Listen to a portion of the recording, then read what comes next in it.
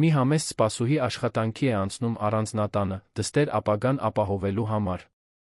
Այնտեղ նա բացահայտում է մի դաժան ծրագիր, ձեր կնոջը անգործունակ դարձնելու նրա ժառանգությունը տիրելու համար։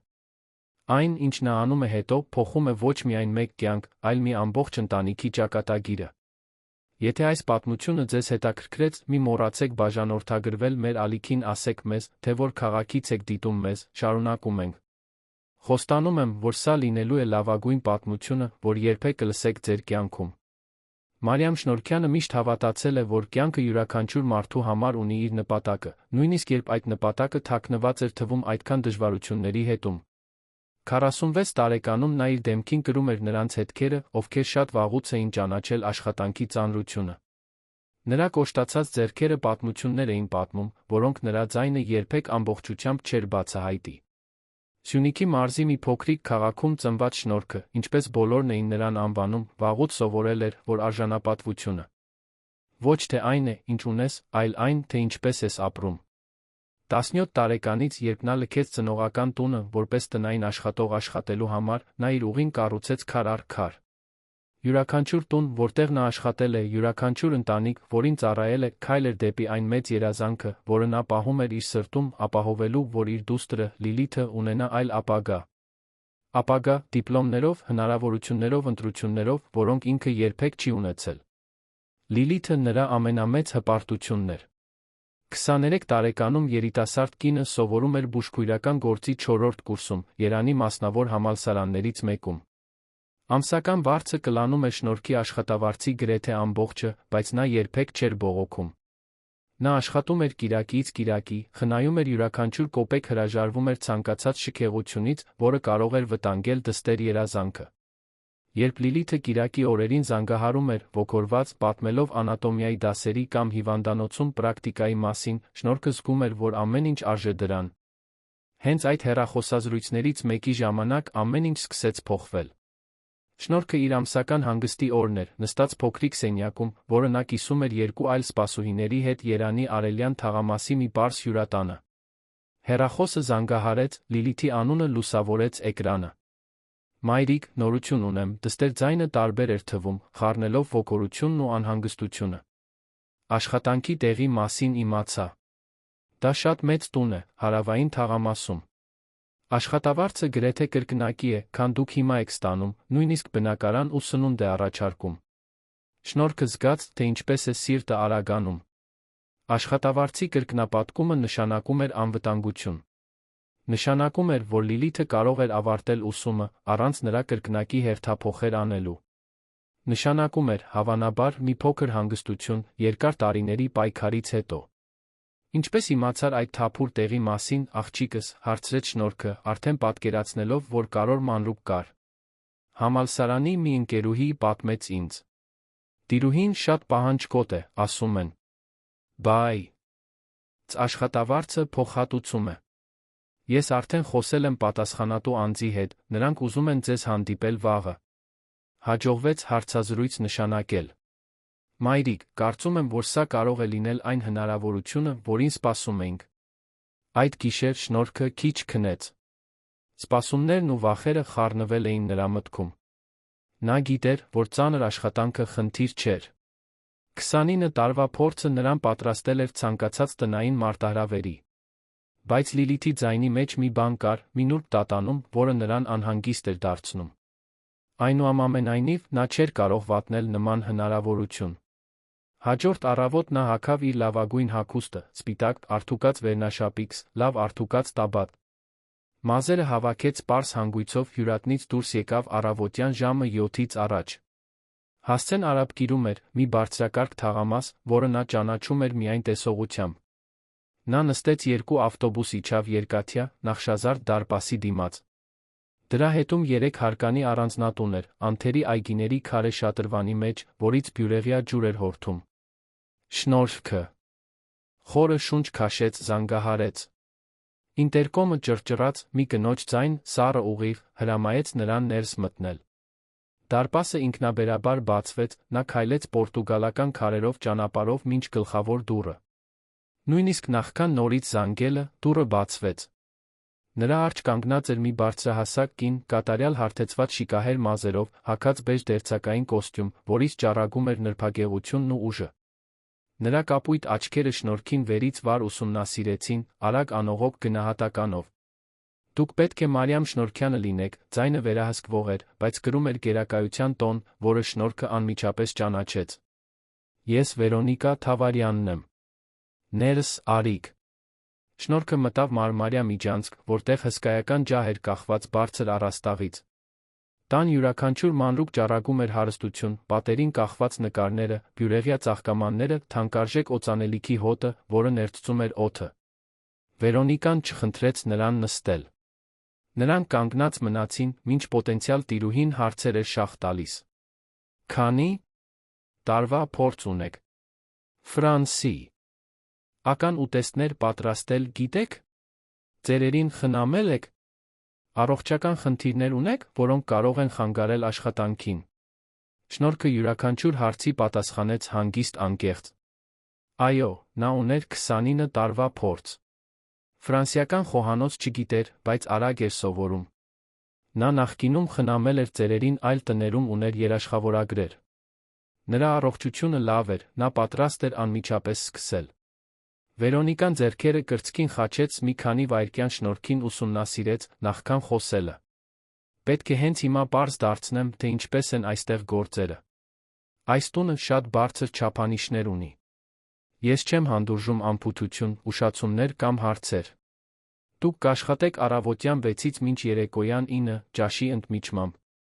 Ձեր պարտականությունները ներառում են տան ամբողջ մաքրությունը, լվացքը, կազմակերպումը, հատկապես իմ զոքանչի տիկին Ամելիա Տեր Հովհաննիսյանի խնամքը։ Նա 92 տարեկան է, հաշմանդամի սայլակում է ապրում է երկրորդ հարկում։ Դուք պատասխանատու կլինեք նրա սննդի, հիգիենայի դեղորայքի համար։ Հրահանգն է։ Կլինեն մի թղթապանակում, որը կթողնեմ նրա սենյակում։ Հարցեր կան։ Շնորհքը գլուխը թափահարեց։ Նա հարցեր չուներ աշխատանքի վերաբերյալ։ Նա սովոր էր ծանր առօրյային։ Այն, ինչ նրան անհանգստացնում էր, այն էր, թե ինչպես էր Վերոնիկան խոսում, կարծես առարկա էր վարձում, այլ ոչ թե մարդ։ Բայց աշխատավարձը չափազանց լավն էր հրաժարվելու համար։ Նա մտածեց Լիլիթի մոտալուտ ավարտական քննությունների մասին կուլ տվեց անհարմարությունը։ Երբ կարող եմ սկսել, հարցրեց։ Հենց վաղը։ Բերեք ձեր իրերը տեղավորվեք սպասուհու սենյակում, տան հետում։ Աշխատավարձը կփոխանցվի յուրաքանչյուր ամսվա 5-րդ աշխատանքային օրը։ Ազատ եք։ Շնորհքը առանձնատնից դուրս եկավ հակասական զգացումներով։ Տունը տպավորիչ էր, աշխատավարձը բավական կլիներ Լիլիթի ապագան ապահովելու համար, բայց այդ կնոջ մեջ մի բան կար, որը նրան անհանգիստ էր դարձնում։ Վերոնիկան ուներ այնպիսի հայացք, որով մարդկանց համարում էր մեկանգամյա գործիքներ։ Այնուամենայնիվ, Շնորհքը նախկինում դժվար տիրուհիների էր հանդիպել։ Նա կդիմանար նա դրան։ Այդ կեսօրին նա զանգահարեց Լիլ։ Իթին պատմեց հարցազրույցի մասին։ Դուստրը ոգորվեց միաժամանակ անհանգստացավ։ Մայրիկ, եթե զգաք, որ ձեզ վատ են վերաբերվում, խոստացեք, որ կգնաք։ Ձեր բարեկեցությունն ավելի կարևոր է, քան ցանկացած աշխատավարձ։ Շնորհքը ժպտաց դստեր անհանգստությունից, բայց հավաստիացրեց, որ ամեն ինչ լավ կլինի։ Նա ուժեղ էր։ Միշտ էլ եղել է։ Հաջորդ օրը Շնորհքը տեղափոխվեց առանձնատուն։ Սպասուհու սենյակը փոքր էր, բայց մաքուր ֆունկցիոնալ։ Այն ուներ մեկտեղանոց մահճակալ, ներկառուցված զգեստապահարան շատ փոքրիկ լոգարան։ Պատուհանը նայում էր հետնամասի պատին, առանց այգիների տեսարանի։ Դա մշտական հիշեցում էր այդ հիերարխիայում նրա տեղի մասին։ Առօրյան անմիջապես սկսվեց։ Վերոնիկան Շնորհքի մահճակալի վրա թողեց առաջադրանքների ցուցակ։ Ձեռագիրը հաստատ ուներ, յուրաքանչյուր հրահանգ մանրամասնված էր մինչ վերջ։ Մաքրել բոլոր հարկերը, լվանալ արդուկել հագուստները, կազմակերպել մթերանոցը, պատրաստել ուտեստները, ամենից առաջ խնամել տիկին Ամելիա Տեր Հովհաննիսյանին։ Ձեր կինը ոչ մի պահ չէր կարող մենակ մնալ։ Նրա ճաշերը խիստ ժամեր ունեի։ Դեղորայքը պետք է տրվեր, համաձայն թղթապանակում նշված դեղատոմսի։ Շնորհքը այդ առավոտ առաջին անգամ բարձրացավ երկրորդ հարկ։ Միջանցքը լայն էր, լուռ։ Փայտե ամուր դռները բոլորը փակ էին, բացի միջանցքի վերջում գտնվող մեկից։ Նա թեթակի թակեց ներս մտավ։ Սենյակը մեծ էր, բայց մռայլ։ Ծանր վարագույրները արգելափակում էին գրեթե ամբողջ բնական լույսը։ Կենտրոնում, պատուհանի մոտ, հաշմանդամի սայլակ էր։ Դրանում մի փոքրիկ, փխրուն կին դիտում էր այգին վարագույրների ճեղքից։ Նրա սպիտակ մազերը կապված էին թույլ հանգույցով, նրա ձեռքերը, լիքը երակներով, հենված էին բրդյա ծածկոցի վրա։ Տիկին Ամելիա, շնորհքի ձայնը մեղմ էր, իմ անունը Մարիամ Շնորհքյան է, բայց կարող եք ինձ Շնորհք կոչել։ Ես եկել եմ ձեզ խնամելու։ Ձեր կինը դանդաղ շրջեց գլուխը։ Նրա աչքերը, չնայած տարիքին, դեռս փայլում էին զարմանալի պարզությամբ։ Նա երկար ժամանակ ուսումնասիրեց Շնորհքին, նախքան թույլ ժպիտ անելը։ Շնորհք։ Ինչ գեղեցիկ անուն։ Որքան ժամանակ է, ինչ այստեղ բարի դեմք չեմ տեսել։ Խոսքերը Շնորհքին անսպասելիորեն դիպան։ Այդ նախադասучի անմեջ այնքան մենություն կար, այնքան հաշտություն։ Նա մոտեցավ, շտկեց ծածկոցը ձեր կնոջ ոտքերի վրա։ Դուք հարմարավետ եք։ Կարող եմ բացել վարագույրները, որ մի քիչ լույս մտնի։ Տիկին Ամելիան գլխով արեց։ Խնդրում եմ։ Այնքան ժամանակ է, ինչ միայն ստվերներ եմ տեսնում։ Շնորհքը քաշեց վարագույրները, արի լույսը ներխուժեց սենյակ։ Փոփոխությունն անմիջական էր։ Ձեր կինը մի պահ փակեց աչքերը, կարծես նորից էր սովորում դեմքին ջերմություն զգալ։ Երբ նա նորից բացեց դրանք, արցունքներ էին հոսում նրա կնճռոտ այտերով։ Շնորհակալ եմ, աղջիկս։ Շնորհակալ եմ։ Այդ պահին Շնորհքը հասկացավ, որ իր աշխատանքը այստեղ չի լինի միայն մաքրելն ու պատրաստելը։ Տիկին Ամելիային պետք էր ուղեկցություն, բարություն, մեկը, ով նրան մարդ էր համարելու։ Եվ Շնորհքը գիտեր, թե ինչպես դա անել։ Առաջին օրերը դժվար հարմարվողականություն էին։ Վերոնիկան այնքան պահանջկոտ էր, որքան խոստացել էր։ Նա քննադատական հայացքով զննում էր յուրաքանչյուր սենյակ, մատնանշում անտեսանելի սխալները, հնարավորության դեպքում անպայման նվաստացնում էր Շնորհքին։ Մի ընթրիքի ժամանակ, երբ Շնորհքը սեղան էր մատուցում, Վերոնիկան բողոքեց, որ բաժակները կատարյալ հավասարեցված չեն։ Նա անձեռոցիկը գցեց հատակին, հրամայեց Շնորհքին վերցնել այն, միայն իր իշխանության դիրքը հաստատելու համար։ Շնորհքը լուռ կուլ էր տալիս վիրավորանքները։ Յուրաքանչյուր դաժան խոսք, որը նա լսում էր, զոհաբերություն էր, որը նա անում էր Լիլիթի համար։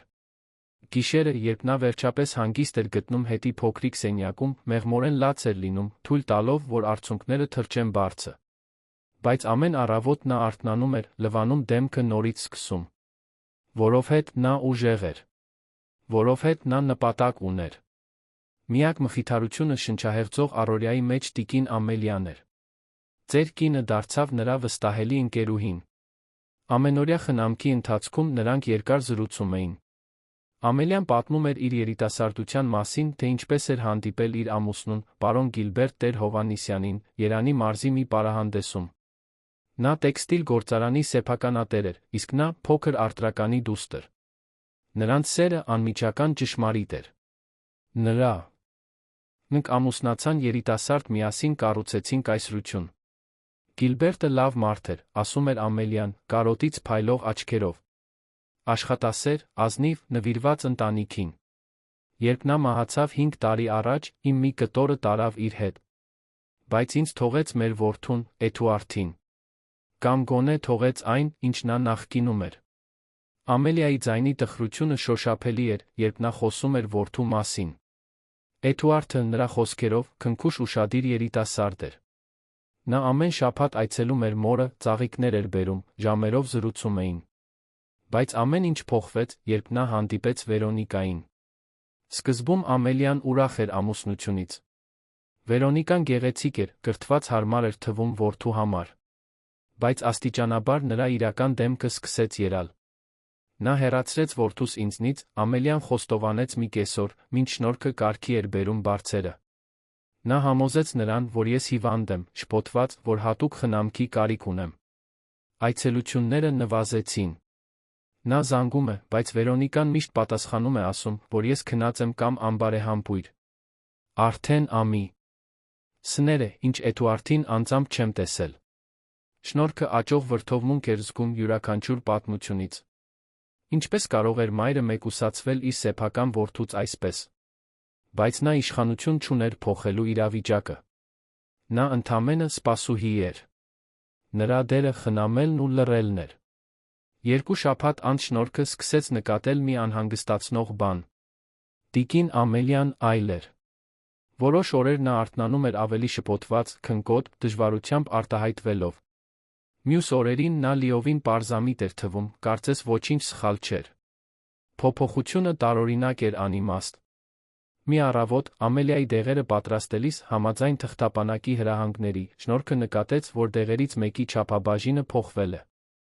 Ձեռագիրը տարբեր էր սկզբնական դեղատոմսից։ Նա համեմատեց 5 գրառումների հետ հաստատեց, ինչ-որ մեկը ավելացրել էր ուժեղ հանգստացնողի քանակը։ Շնորհքը անհանգստացավ։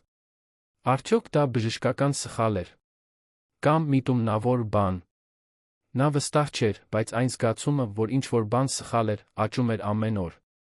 Հենց հինգշաբթի անձրոտ կեսօրին ամեն ինչ փոխվեց։ Շնորհքը խոհ։ Անոցում ընթրիք էր պատրաստում, երբ լսեց Վերոնիկայի ձայնը հարան գրասենյակից։ Դուռը կիսաբաց էր, տիրուհին հեռախոսով էր խոսում, չհասկանալով, որ կարող է լսվել։ Այո, ես աստիճանաբար ավելացնում եմ չափաբաժինը, Վերոնիկայի ձայնը հաշվարկողական էր, գրեթե մեխանիկական։ Պետք է, որ նա ավելի քնկոտ լինի, ավելի շփոթված։ Էդուարդն արդեն սկսում է հավատալ, որ դա դեմենցիա է։ Եվս մի քանի ամիս այսպես, մենք կկարողանանք նրան տեղավորել ծերերի համար նախատեսված այդ թանկարժեք վայրերից մեկում։ Երբ նա ճանապարհից դուրս կլինի, գույքն ամբողջությամբ կլինի մեր վերահսկողության տակ։ Եվ եթե անհրաժեշտ լինի արագացնել գործընթացը, լավ, կան այլ ճանապարհներ։ Շնորհքը զգաց, թե ինչպես է արյունը սառչում նրա երակներում։ Նրա ձեռքերը դողում էին, մինչ նա փայտե գդալն էր բռնած։ Նա չէր կարող հավատալ իր լսածին։ Վերոնիկան մանիպուլացնում էր իր զոքանչին, դեղեր էր տալիս նրան հիվանդություն սիմուլացնելու համար, ամեն ինչ ընտանիքի հարստության վերահսկողությունը ստանձնելու համար։ Եվ խոսակցության վերջում քողարկված առաջարկն ավելի սարսափելի էր։ Վերոնիկան շարունակեց խոսել, բայց Շնորհքն այլևս չէր կարողանում մշակել բառերը։ Նրա սիրտը այնքան ուժեղ էր բաբախում, որ թվում էր, թե տան բոլորը կարող էին լսել այն։ Նա վերադարձավ խոհանոց, ծածնելով, թե զբաղված է, բայց նրա միտքը խառնաշփոթի մեջ էր։ Ինչ կարող էր նա անել։ Նա ապացույցներ չուներ։ Դա նրա խոսքն էր, ընդդեմ հարուստ հզոր կնոջ խոսքի։ Եթե նա բողոքեր լուրջ չընդունվեր, կկորցներ աշխատանքը։ Եվ ավելի վատ, Վերոնիկան կարող էր արագացնել իր ծրագրերը տիկին Ամելիայի դեմ։ Բայց եթե նա ոչինչ չաներ, կլիներ սարսափելի անարդարության հանցակից։ Այդ գիշեր Շնորհքը չկարողացավ քնել։ Փոքրիկ սենյակի խավարում պառկած, նա մտածում էր տիկին Ամելիայի մասին, նրա փխրունության, նրա վստահության մասին։ Մտածում էր Լիլիթի, նրա ապագայի, այն ամենի մասին, ինչ նա զոհաբերել էր մինչ այդ հասնելու համար։ Եվ մտածում էր իր մասին, այն կնոջ մասին, որն ինքն էր, այն արժեքների մասին, որոնք նա կրում էր։ Արշալույսին Շնորհքը որոշում կայացրեց։ Կարոր չէր ռիսկը։ Կարոր չէր վախը։ Նա չէր կարող ապրել ինքն իր հետ, եթե թույլ տար, որ դա շարո ունակվեր։ Տիկին Ամելիային օգնություն էր պետք։ Եվ Շնորհքը կլիներ այդ օգնությունը, նույնիսկ եթե դա իրեն ամեն ինչ արժենար։ Նա սպասեց կիրակի օրվան, իր հանգստի օրը, այցելեց Լիլիթին այն հյուրատանը, որտեղ դուստրն ապրում էր համալսարանի մոտ։ Լիլիթը զարմացավ մոր լուրջ արտահայտությունից, հենց որ բացեց դուռը։ Մայրիկ, ինչ է պատահել։ Դուք լավ եք։ Շնորհքը ներս մտավ, փակեց դուռը, ամեն ինչ պատմեց։ Յուրաքանչյուր բառ, որը նա լսել էր, յուրաքանչյուր մանրուք, որը նա նկատել էր, յուրաքանչյուր կասկած, որ նա ուներ։ Լիլիթը լուռ լսում էր, լայն բացված աչքերով, ձեռքը բերանին։ Երբ Շնորհքը վերջացրեց, նրանք երկուսն էլ երկար րոպեներ լուռ մնացին։ Մայրիկ, սա շատ լուրջ է, Լիլիթը վերջապես ասաց։ Ձեզ օգնություն է պետք։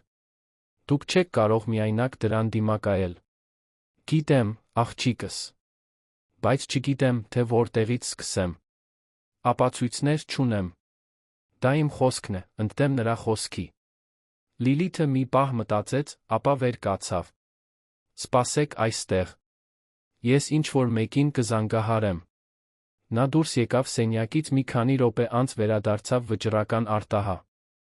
Գիտությամբ։ Հիշում եք պրոֆեսոր Հենրիկին, ով իմ կուրսում էթիկայի դասեր է տալիս։ Նա իրավաբան է, մասնագիտացած ծերերի իրավունքների ոլորտում։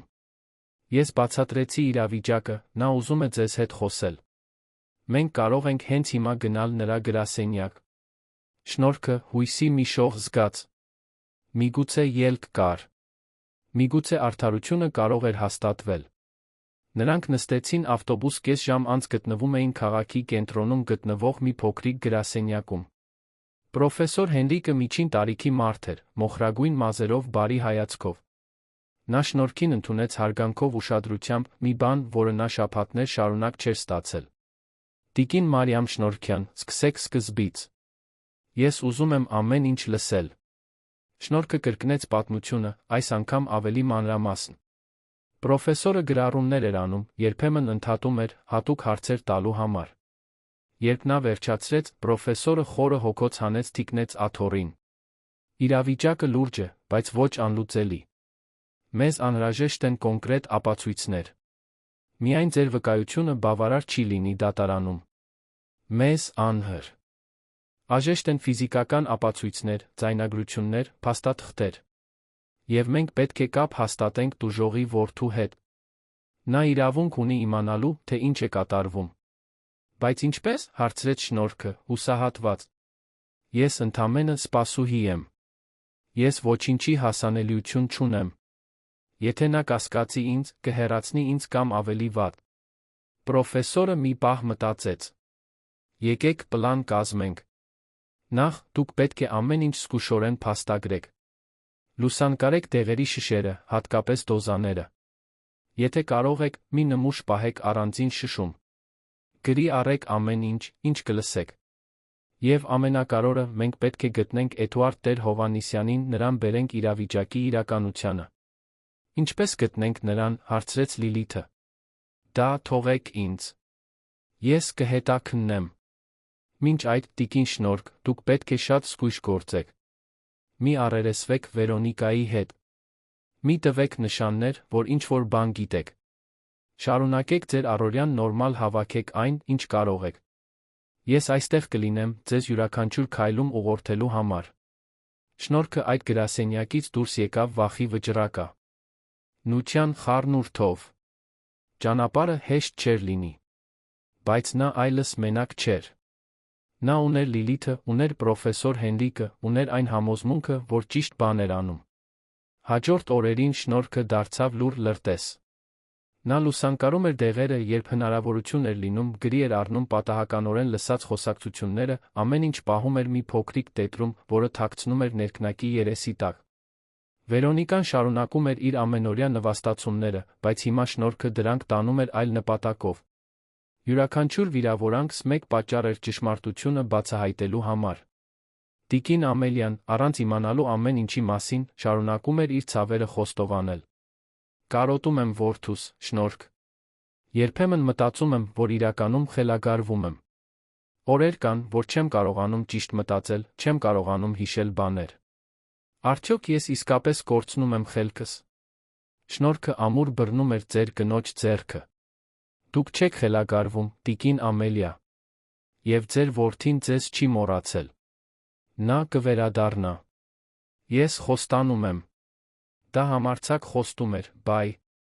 Շնորհքը պատրաստ էր կատարել այն։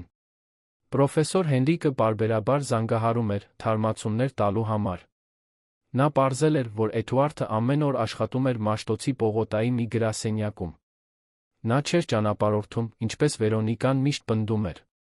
Նա այնտեղ էր, նույն քաղաքում, մորից մի քանի կիլոմետր հեռավորության վրա, առանց իմանալու, որ մորը մանիպուլացնում էին։ Ժամանակն է գործելու, ասաց պրոֆեսորը զանգի ժամանակ։ Ես կապ կհաստատեմ Էդուարդի հետ։ Պետք է, որ դուք պատրաստ լինեք այն ամենին, ինչ կգա հետո։ Իրերը արագ կփոխվեն, ոչ միշտ այնպես, ինչպես սպասում ենք։ Դուք պատրաստ եք։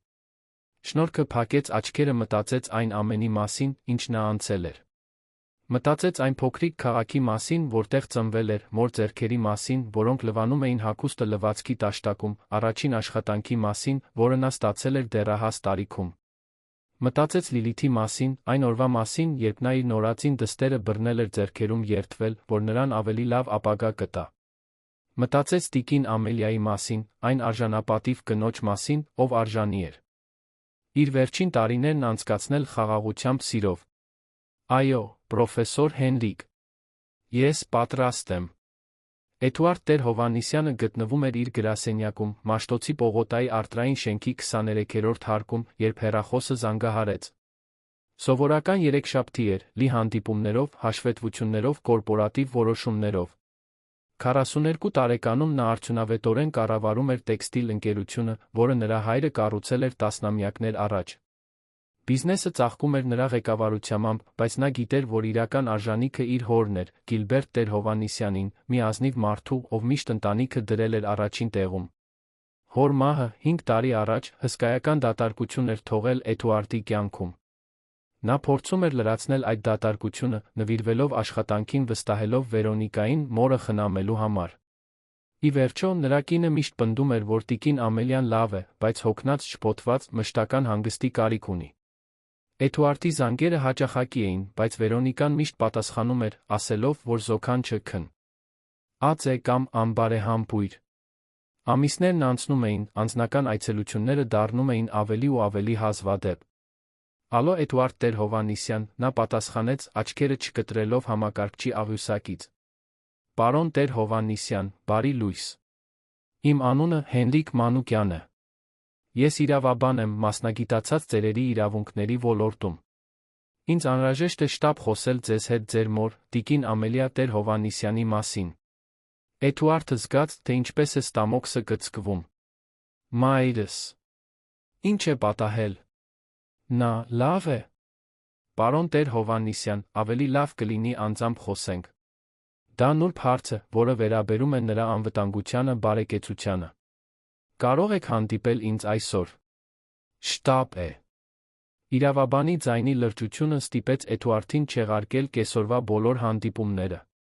Մեկ ժամ անց նա նստած էր պրոֆեսոր Հենրիկի դիմաց, լսելով մի պատմություն, որը կարծես դուրս էր եկել լարված ֆիլմից։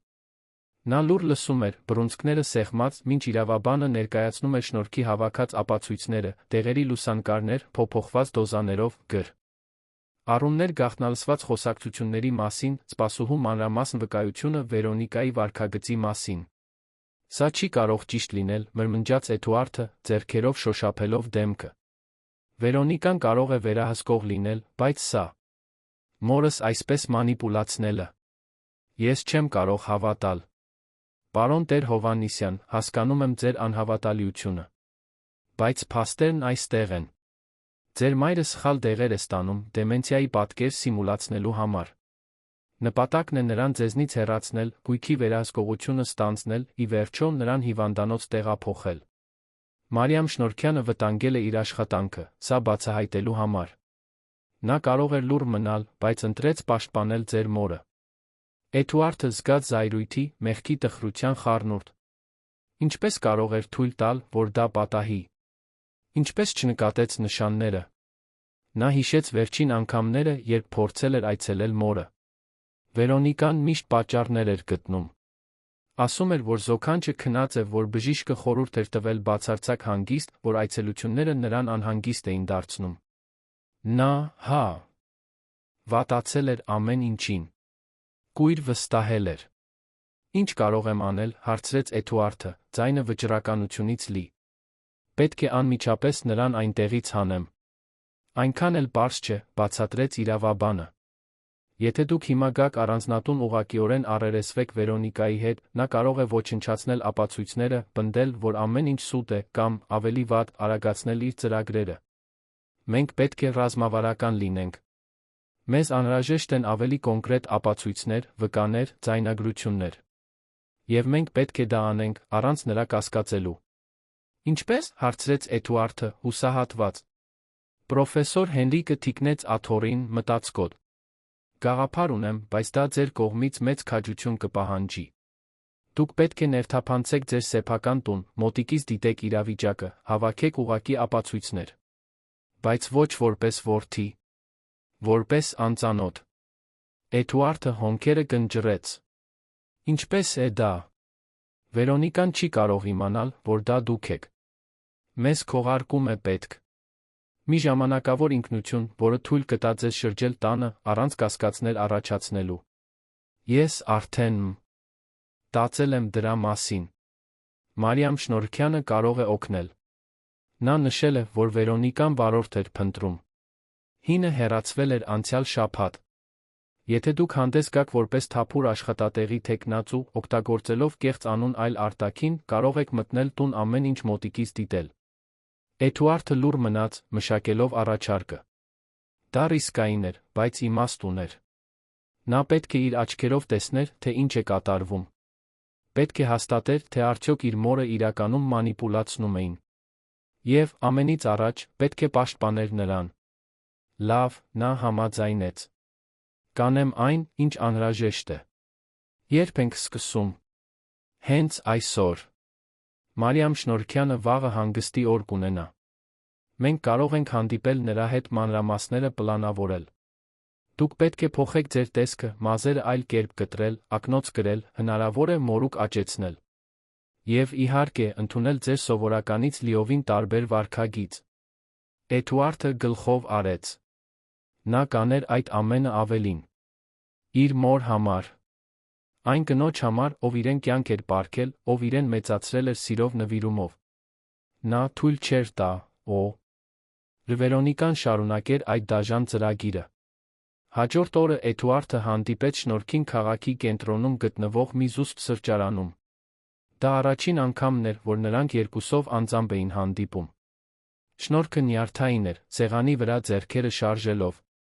Էդուարդը իր հերթին հսկայական երախտագիտություն էր զգում այդ կնոջ հանդեպ, ով ամեն ինչ վտանգել էր, իր մորը պաշտպանելու համար։ Տիկին Մարիամ Շնորհքյան, չգիտեմ, թե ինչպես շնորհակալություն հայտնեմ, նա սկսեց, ձայնը խեղդված։ Դուք կարող էիք անտեսել ամեն ինչ, բայց ընտրեցիք օգնել։ Դա պահանջում է քաջություն, որը քչերն ունեն։ Շնորհքը գլուխը թափահարեց։ Պարոն Էդուարդ, ես չէի կարող լուռ մնալ։ Տիկին Ամելյան հրաշալի մարդ է։ Նա արժանի չէ դրանով անցնելու։ Ոչ մի մայր արժանի չէ, որ իր սեփական արյունը նրան այդպես վերաբերվի։ Պատմեք ինձ նրա մասին, խնդրեց Էդուարդը։ Ինչպես է նա։ Ինչ է ասում։ Շնորհքը խորը շունչ քաշեց, սկսեց պատմել։ Պատմեց Ամելիայի հետ իր խոսակցությունների մասին, ձեր կնոջ հիշողությունների մասին, այն սիրո մասին, որը նա դեռ տածում էր որդու։ Դեպ։ Էդուարդը լսում էր յուրաքանչյուր բառ, սիրտը սեղմված։ Նա ամիսներ շարունակ չէր այցելել մորը։ Հավատացել էր Վերոնիկայի բոլոր պատճառաբանություններին։ Եվ հիմա պարզում էր, որ նա մենակ էր, շփոթված, տեղեր էր ստանում, անգործունակ թվալու համար։ Նա շատ է խոսում ձեր մասին, շարունակեց Շնորհքը։ Ասում է, որ դուք քնքուշ տղա էիք, որ միշտ խնամում էիք նրան։ Նա ամեն օր կարոտում է ձեզ։ Եվ չի հասկանում, թե ինչու դուք չեք այցելում նրան։ Էդուարդը փակեց աչքերը, արցունքները սպառնում էին թափվել։ Ներեցեք, նա շշնջաց։ Ես վախկոտ էի։ Սարսափելի որդի։ Մի ասեք դա, Շնորհքը բռնեց նրա ձեռքը սեղանի վրա։ Դուք խաբվել եք։ Մանիպուլացվել եք։ Բայց հիմա այստեղ եք, պատրաստ եք անել ճիշտը։ Դա է կարորը։ Նրանք կեսօրն անցկացրեցին, պլանավորելով յուրաքանչյուր մանրուք։ Շնորհքը բացատրեց տան առօրյան, Վերոնիկայի ժամանակացույցը, այն պահերը, երբ Էդուարդը կարող էր մոտենալ մորը, առանց կասկածներ առաջացնելու։ Պրոֆեսոր Հենրիկը նույնպես ներկա էր, ուղղորդելով իրավական ասպեկտների այն մասին, թե ինչպես հավաքել ապացույցներ, որոնք կարող էին օգտագործվել ապագայում։ 2 օր անց Էդուարդը փոխվեց։ Մազերը ավելի կարճ կտրեց, մորուք աճեցրեց, ընդունեց առանց շրջանակի ակնոցներ, փոխեց գործարարի հագուստները պարզ վերնաշապիկներով, ջինսետաբատներով։ Հայելու մեջ նայելիս նա հազիվ էր ճանաչում ինքն իրեն։ Կատարյալ։ Վերոնիկան նրան չէր ճանաչի։ Նա նրան այնքան հազվադեպ էր տեսել վերջին ամիսներին, որ չէր սպասի նրան տեսնել քողարկված։ Շնորհքը զանգահարեց Վերոնիկային, պատահաբար նշեց, որ իր զարմիկը, նոր ժամանած մարզից, աշխատանք էր փնտրում որպես վարորդ, ուներ հիանալի երաշխավորագրեր։ Վերոնիկան, միշտ շահագրգռված էժան սպասավորներ վարձելով, համաձայնեց հաջորդ օրը ընդունել թեկնածուին։ Նշանակված առավոտյան Էդուարդը առանձնատուն եկավ ծառայողական մուտքով։ Նրա սիրտը արագ էր բաբախում, մինչ նա զանգահարում էր։ Շնորհքը բացեց դուռը, աչքերը լուռ քաջալերանք հաղորդելով։ Նա ներս մտավ, տարվեց այն սենյակ, որտեղ Վերոնիկան սպասում էր նրան։ «Դուք պետք է Մարիամ Շնորհքյանի այդ զարմիկը լինեք», ասաց Վերոնիկան, հազիվ աչքերը բարձրացնելով հեռախոսից։ «Մեծ մեքենաներ վարել գիտեք։ Վարորդական վկայականը թարմացված է»։ «Այո, տիկին», պատասխանեց Էդուարդը, ստիպելով իրեն գյուղական շեշտադրում անել, որը հիշեցնում էր այն ժամանակները, երբ նա այցելում էր պապի ֆերման։ 18 տարեկանից վարում եմ։ Երբեք տուգանք կամ վթար չեմ ունեցել։ Բերել եմ իմ վկայականը երաշխավորագրերը։ Վերոնիկան զննեց կեղծ փաստաթղթերը, որոնք պրոֆեսոր Հենրիկը տրամադրել էր։ Ամեն ինչ կարգին էր թվում։ Դուք կվարեք ԲՄՕ-ն։ Կտանեք, կբերեք, երբ ինձ պետք լինի։ Նա կխնամեք մեքենաների սպասարկումը, կօգնեք ծանր գնումների հետ։ Աշխատավարձը ամսական 1500 է։ Կարող եք այստեղ քնել, եթե ուզում եք, Մարիամ Շնորհքյանի սենյակի կողքին մի ազատ սենյակ կա։ Համաձայն եք։ Համաձայն եմ, տիկին, պատասխանեց Էդուարդը, պահպանելով հնազանդ կեցվածքը։ Հիանալի։ Սկսեք վաղը։ Մարիամ Շնորհքյանը ձեզ ամեն ինչ ցույց կտա։ Կարող եք գնալ։ Էդուարդը այդ սենյակից դուրս եկավ տարօրինակ զգացումով։ Նա նոր էր վարձվել իր կնոջ կողմից, իր իսկ տանը աշխատելու համար։ Իրոնյան դառն էր։ Բայց նա չէր կարող հիմա դրա մասին մտածել։ Նա առաքելություն ուներ։ Հաջորդ օրերին Էդուարդը տեղավորվեց տանը, սկսեց ուշադրությամբ դիտել ամեն ինչ։ Առօրյան պարզ էր, Վերոնիկան գրեթե ամեն առավոտ դուրս էր գալիս սոցիալական հանդիպումների, ճաշում էր դրսում, վերադառնում կեսօրից հետո։ Այդ ընդմիջումում նա զանգեր էր անում, ընկերուհիների այցելություններ էր ստանում, ժամեր էր անցկացնում գրասենյակում։ Էդուարդը օգտագործում էր յուրաքանչյուր հնարավորություն հետաքննելու համար։ Շնորհքը նրան տեղեկացնում էր տիկին Ամելիայի դեղերի ժամանակացույցի մասին։ Էդուարդին հաջողվեց զգուշորեն տեղադրել փոքր ձայնագրման սարքեր տան ռազմավարական կետերում, Վերոնիկայի գրասենյակում, խոհանոցում, մոր սենյակի մոտ։ Պրոֆեսոր Հենրիկը տրամադրել էր սարքավորումները, բոլորը զուսպ դժվար հայտնաբերելի։ Ամենադժվար պահը այն էր, երբ Էդուարդը ամիսներ անց առաջին անգամ տեսավ մորը։ Նա երկրորդ հարկի միջանցքում էր, ծածնելով, թե լուսատու է վերանորոգում, երբ Շնորհքը տիկին Ամելիային բերեց լոգանքից հետո։ Հաշմանդամի սայլակը անցավ նրա կողքով, Էդուարդը զգաց, թե ինչպես է սիրտը կոտրվում։ Մա։ Իրը ավելի նիհար էր, գունատ, աչքերը թափանցիկ։ Նա նայեց նրան, առանց ճանաչելու, առանց որե արձագանքի։ Այդ գիշեր, մենակ սպասավորի փոքրիկ սենյակում, Էդուարդը լացեց։ Լացեց մոր համար, ով աստիճանաբար ոչնչանում էր։ Լացեց իր սեփական կուրության համար։ Լացեց որդու դերում ձախողելու համար։ Բայց նա երդվեց, որ արդարություն կհաստատի։ Շնորհքը մեղմորեն թակեց դուռը։ Պարոն Էդուարդ, կարող եմ ներս մտնել։ Նա արագորեն սրբեց արցունքները, բացեց դուռը։ Շնորհքը ներս մտավ տաք թեյի բաժակով։ Գիտեմ, որ դժվար էր տիկին Ամելիային այդպես տեսնելը, նա մեղմորեն ասաց։ Բայց դուք պետք է ուժեղ լինեք։ Մենք մոտ ենք նրան, ինչ մեզ պետք է։ Նա այնքան այլ է, մրմնջաց Էդուարդը։ Մայրս կենսախինդ կին էր, լի կյանքով։ Իսկ հիմա։ Հիմա նա թմրեցված է, լրացրեց Շնորհքը։ Բայց դա կարող է հակադարձվել։ Հենց որ նրան այստեղից հանենք, սխալ դեղերը դադարեցնենք, նա կվերադառնա այնպիսին, ինչպիսին միշտ եղել է։ Վստահեք ինձ։ Նման դեպքեր նախկինում տեսել եմ։ Էդուարդը գլխով արեց։ Շնորհակալ եմ, տիկին Շնորհք։ Ամեն ինչի համար։ Չգիտեմ, թե ինչ կլիներ մորս հետ առանց ձեզ։ Հաջորդ օրերին Էդուարդը արժեքավոր ապացույցներ հավաքեց։ Ձայնագրությունները բացահայտող խոսակցություններ էին պարունակում Վերոնիկայի մի ընկերուհու միջ, որտեղ նա բացահայտորեն խոստովանում էր իր ծրագրերը։ Այն նա բացահայտում էր, որ նա հանցակից ուներ, մի բուժքույր, ով տրամադրում էր կեղծված դեղերը կեղծում դեղատոմսերը։ Էդուարդը լուսանկարեց փաստաթղթեր Վերոնիկայի գրասենյակում, լիազորագրեր, որոնք նա փորձում էր ստիպել տիկին Ամելիային ստորագրել, սեփականության փոխանցման պայմանագրեր, փոխանակված էլեկտրոնային նամակներ իրավաբանների հետ, զոքանչի նկատմամբ օրինական վերահսկողություն ստանձնելու մասին։ Ամեն ինչ մանրակրկիտ փաստագրվում էր։ Բայց ամենաազդեցիկ պահը տեղի ունեցավ մի կեսօր, երբ Վերոնիկան հեռախոսով վիճաբանություն ունեցավ։ Էդուարդը այգում էր, ծածնելով, թե բույսեր է մերկացնում, բայց գրասենյակի պատուհանը բաց էր։ Նա լսեց ամեն ինչ։ Վերոնիկան զայրացած էր գործընթացի դանդաղությունից։ Ասում էր, որ պետք է արագացնել գործերը, որ ձեր կինը սպասվածից ավելի էր դիմադրում։ Եվ հետո ասաց մի բան, որից Էդուարդի արյունը սառեց։ Եթե անհրաժեշտ լինի, մենք էլ ավելի կավելացնենք դոզան։ Որքան ավելի թուլացած լինի նա, այնքան արագ կկարողանանք արգելք դնել։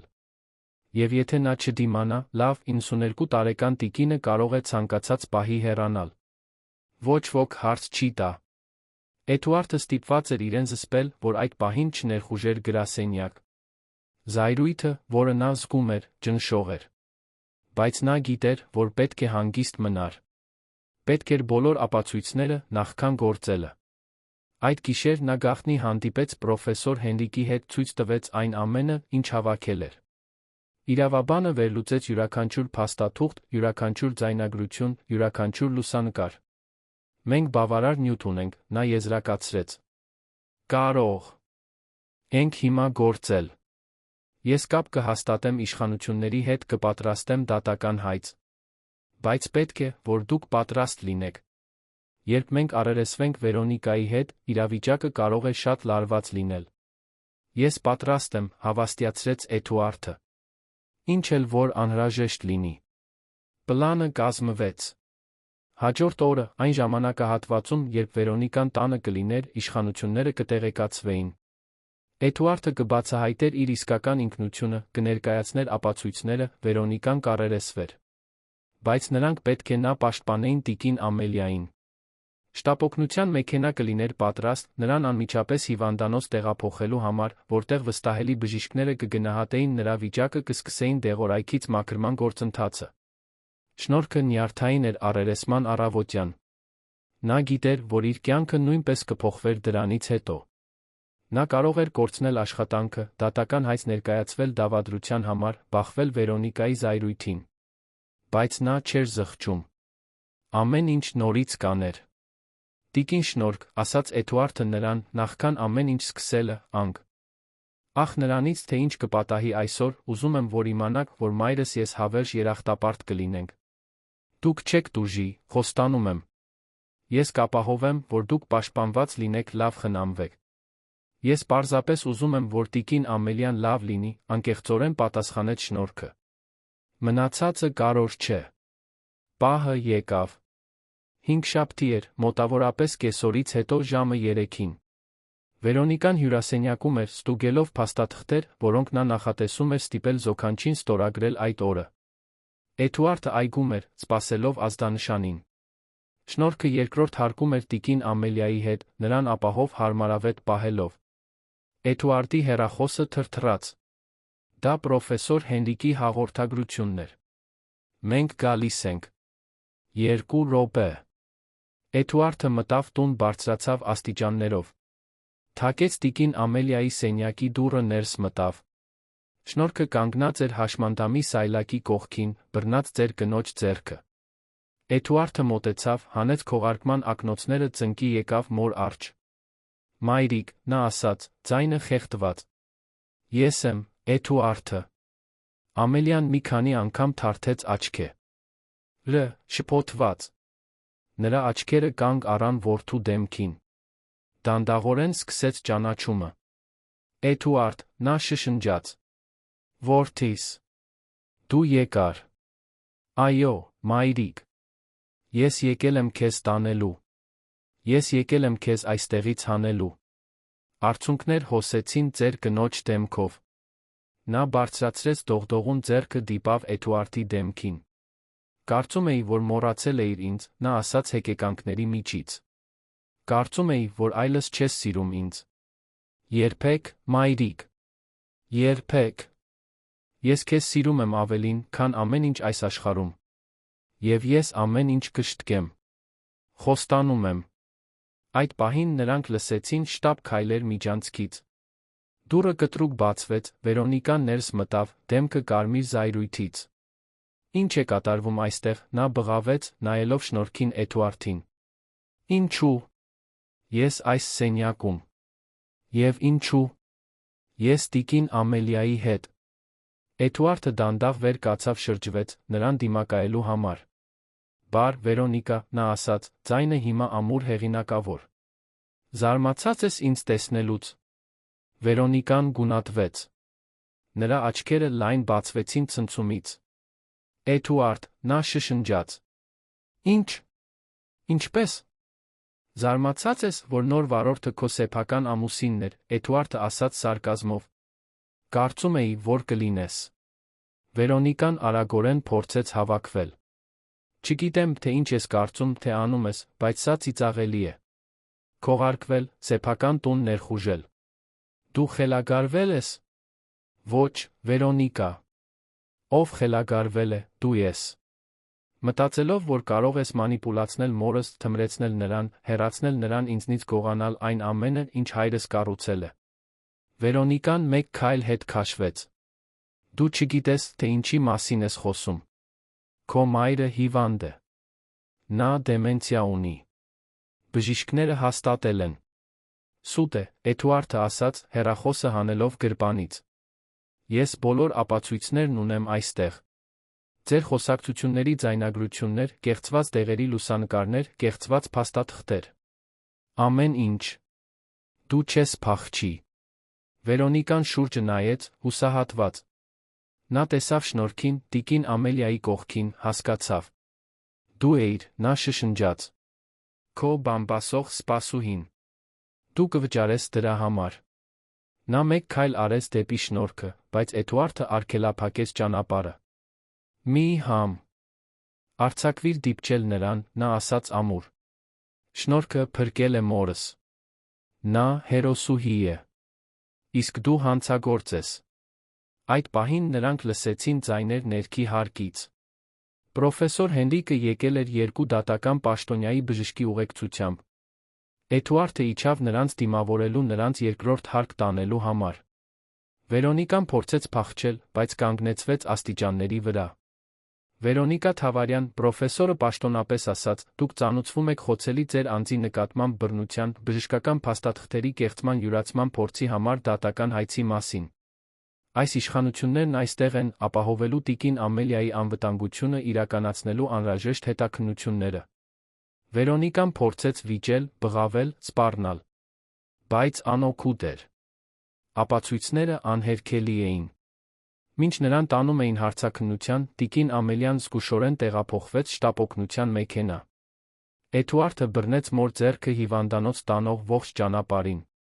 Նա դեռ շփոթված էր, բայց ամիսների ընթացքում առաջին անգամ հույսի շող կար նրա աչքերում։ Հիվանդանոցում բժիշկները կատ արեցին ամբողջական գնահատում։ Հաստատեցին, որ տիկին Ամելիան անպատշաճ կերպով դեղեր էր ստանում, ուժեղ հանգստացնողներ վտանգավոր դոզաներով։ Ակնհայտ դեմենցիայի պատկերը այդ դեղորայքի անմիջական արդյունքն էր։ Համապատասխան բուժմամբ, կեղծված դեղերի դադարեցմամբ նա մեծ շանսեր ուներ ամբողջությամբ վերականգնելու պարզամտությունը։ Էդուարդը մոր կողքին մնաց հիվանդանոցում հաջորդ օրերին։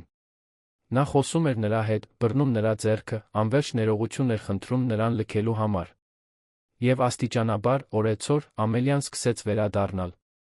Բառերն ավելի պարզ էին դառնում, հիշողություններն ավելի պարզ։ Մեկ շաբաթվա ընթացքում նա արդեն նորմալ խոսում էր, ժպտում, կատակներ անում։ Որդիս, նա ասաց մի կեսօր, Էդուարդի դեմքը ձեռքերի մեջ բռնած, դու փրկեցիր իմ կյանքը։ Բայց գիտես, թե ով իսկապես փրկեց ինձ։ Մարիամ Շնորհքյանը։ Այդ զարմանալի կինը, ով ամեն ինչ վտանգեց մի ծեր կնոջ համար, որին հազիվ էր ճանաչում։ Գիտեմ, մայրիկ։ Նա արտակարգ է։ Եվ ես կապահովեմ, որ նա ճանաչվի, պարգատրվի դրա համար։ Ավելի քան պարգատրում, Էդուարդ, Մելիան լրջորեն ասաց։ Նա պետք է լինի մեր ընտանիքի մասը։ Որովհետև նա հենց դա էր, երբ ամենաշատը կարիք ունեինք։ Ընտանիք։ Առերեսումից հետո հաջորդող ամիսները լի էին ինտենսիվ փոխակերպումներով։ Տիկին Ամելյան 3 շաբաթ մնաց հիվանդանոցում մշտական բժշկական հսկողության ներքո։ Մասնագետների թիմը անդադար աշխատում էր, հակադարձելու այն դեղերի ազդեցությունները, որոնք նա ստիպված էր ընդունել։ Աստիճանաբար, ինչպես ծաղիկը, որը նորից է բացվում երկարատ երաշտից հետո, նա վերադարձավ իրեն։ Նրա հիշողությունները վերակազմավորվեցին, նրա պարզամտությունը լիովին վերականգնվեց, աստիճանաբար նույնիսկ նրա ֆիզիկական կենսունակությունը սկսեց բարելավվել։ Էդուարդը ամեն օր հիվանդանոցում էր։ Առավոտյան, նախքան գրասենյակ գնալը, նա այցելում էր մորը։ Երեկոյան, աշխատանքից հետո, վերադառնում էր նրա կողքին ընթրելու։ Նրանք խոսում էին ամեն ինչի մասին, անցյալի, հոր մասին, ում նա այդքան էր սիրում, կատարված սխալների ստացված դասերի մասին։ Ամելիան ատելություն չէր պահում։ Նրա առատաձեռն հոգին հասկանում էր, որ որդուն մանիպուլացրել էին, խաբը լեին մի մարդու կողմից, ում նա վստահում էր։ Վերոնիկան, իր հերթին, բախվում էր իր արարքների հետանքներին։ Իրավական գործընթացը արագորեն առաջ էր գնում։ Էդուարդի շնորհքի հավաքած ապացույցները անհերքելի էին։ Ձայնագրություններ, փաստաթղթեր, վկայություններ, բժշկական եզրակացություններ։ Ամեն ինչ մատնանշում էր բռնության մանիպուլյացիայի միտումնավոր սխեմա։ Հանցակից բուժքույրը, ով պատասխանատու էր կեղծված դեղեր տրամադրելու համար, նույնպես հայտնաբերվեց մեղադրանքների բախվեց։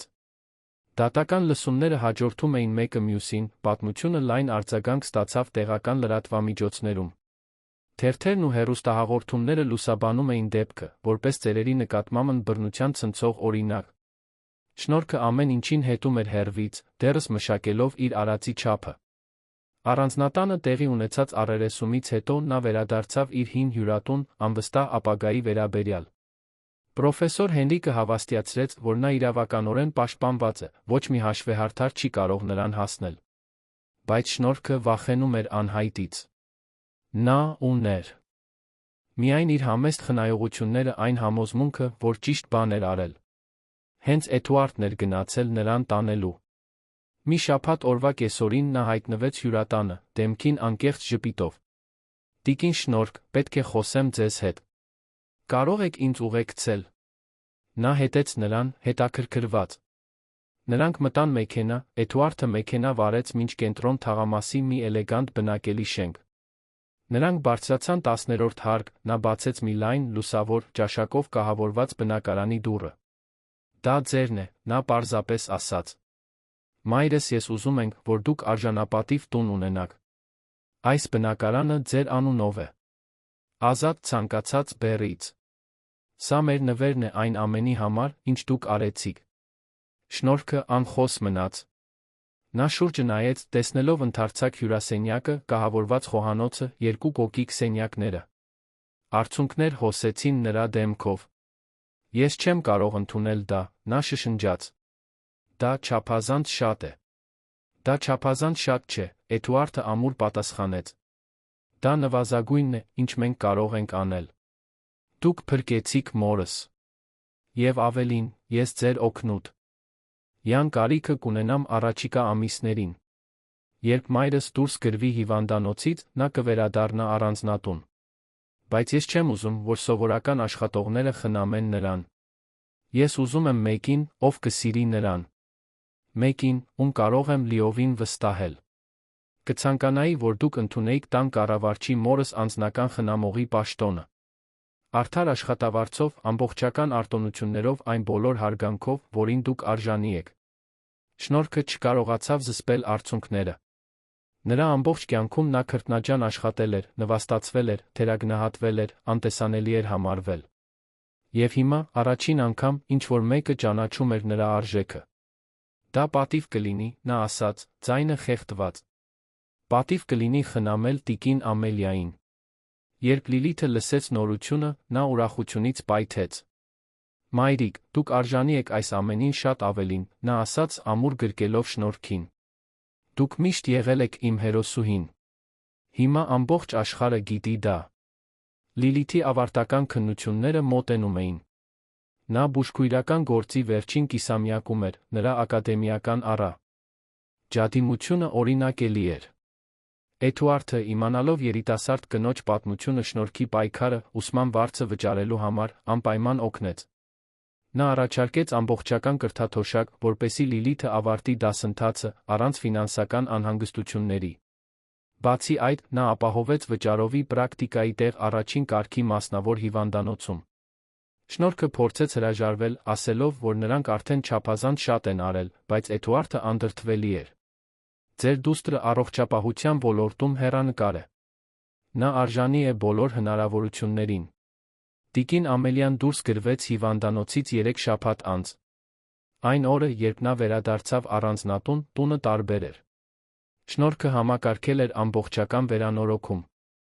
Մռայլ միջավայրերը լուսավորվել էին, ծանր վարագույրները փոխարինվել էին թեթ գործվածքներով, թարմ ծաղիկներ էին տարածվել բոլոր սենյակներում։ Ամելիայի սենյակը, որը նախկինում բանտ էր թվում, հիմա հարմարավետ էր լի կյանքով։ Ձեր կինը մտավ իր տուն, որդու կողմից աջակցված, շնորհքը նրան դիմավորեց ամուր գրկախառնությամբ։ Բարի վերադա։ Ըց, տիկին Ամելիա, շնորհքը ժպիտով ասաց։ Այս տունը կարոտել էր ձեզ։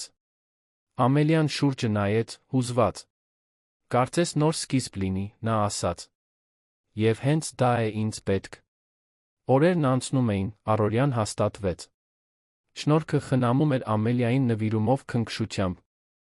Նրանք ժամերով զրուցում էին, զբոսնում այգում, դիտում հին ֆիլմեր, որոնք ձեր կինը սիրում էր։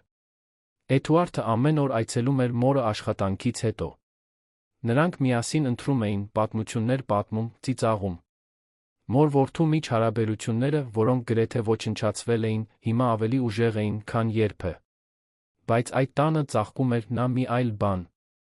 Էդուարդը սկսեց նկատել, որ իր զգացմունքները շնորհքի հանդեպ գերազանցում էին երախտագիտությունը։ Նա հիանում էր նրա ուժով, նրա ազնվությամբ, նրա բարությամբ։ Նա տեսնում էր, թե ինչպես էր նա խնամում իր մորը անկեղծ սիրով, ինչպես էր նա բոլորին հարգանքով վերաբերվում, ինչպես էր նրա ներկայությունը խաղաղություն բերում այդ տուն։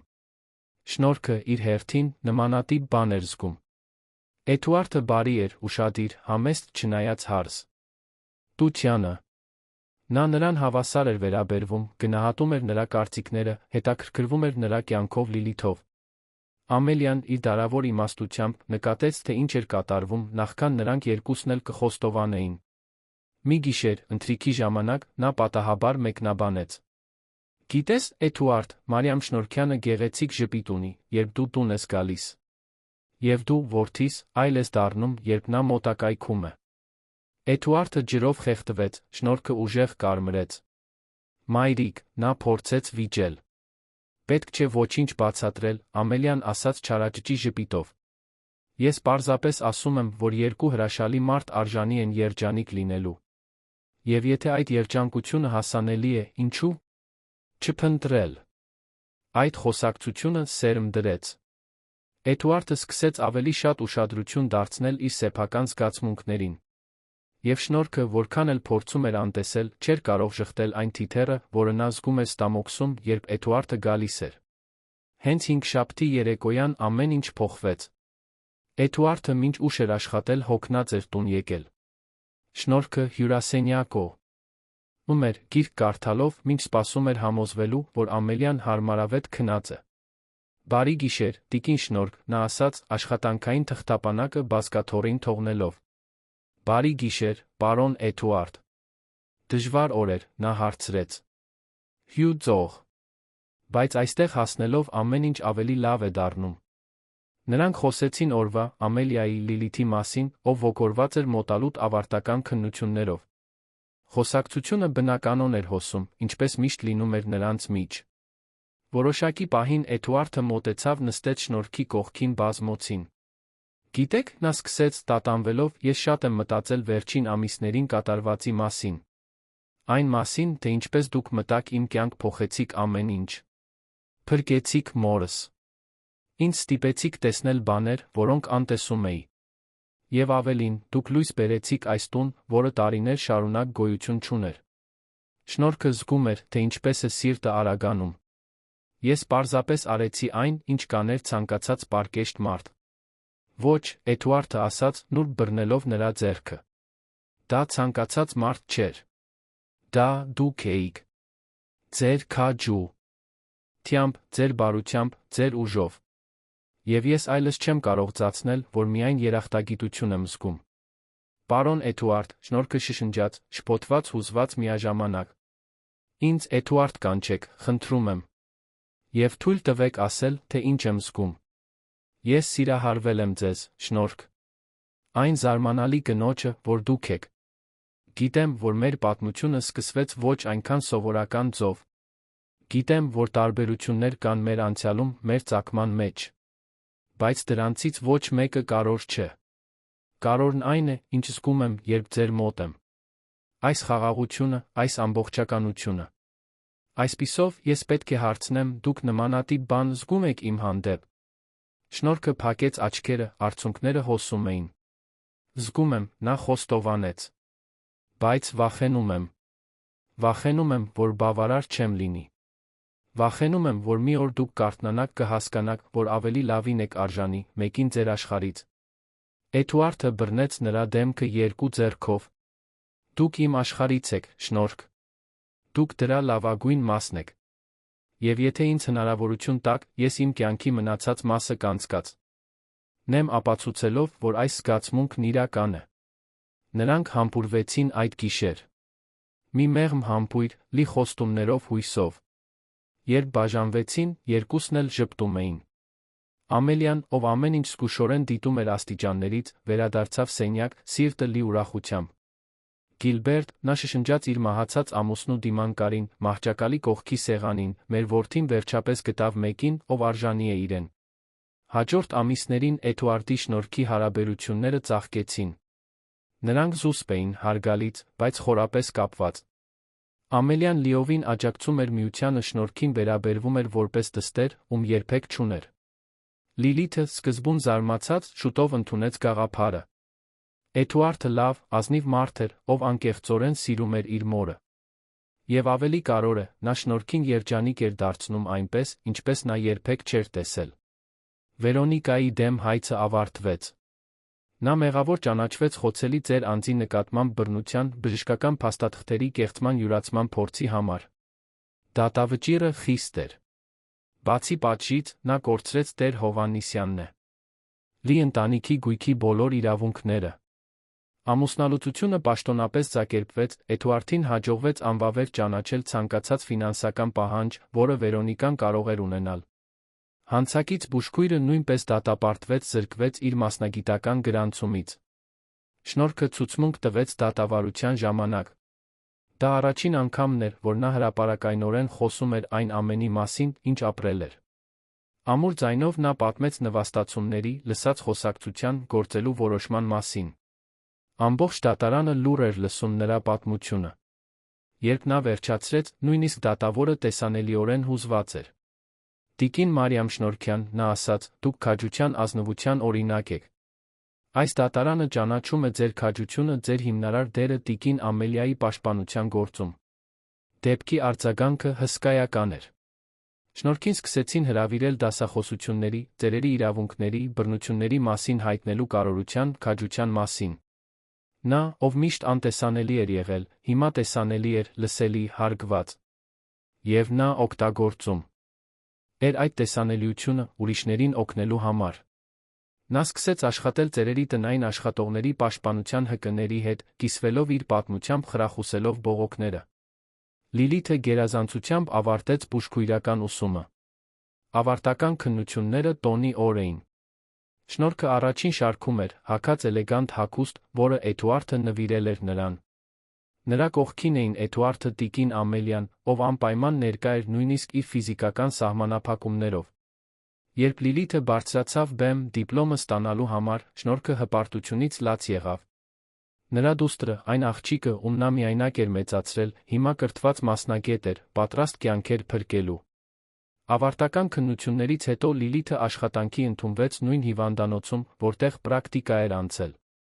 Նրա առաջադիմությունը բացառիկ էր, նա արագորեն առանձնացավ թիմում։ Ինչպես մայրը, Լիլիթը նույնպես մարդկանց խնամելու, մարմնից այն կողմ տեսնելու հոգուն դիպչելու շնորհք ուներ։ Մեկ տարի այն առերեսումից հետո, որը փոխեց ամեն ինչ, Էդուարդը շնորհքին հրավիրեց հատուկն թրիքի։ Նա ամրագրեց էլեգանտ ռեստորան, Երանի տեսարանով։ Մետրոպոլիսի լույսերը փայլում էին հեռվում, մինչ նրանք ընթրում էին, խոսում, ծիծաղում։ Ճաշի վերջում Էդուարդը վեր կացավ, շրջանցեց սեղանը, ծնկի եկավ Շնորհքի առջ։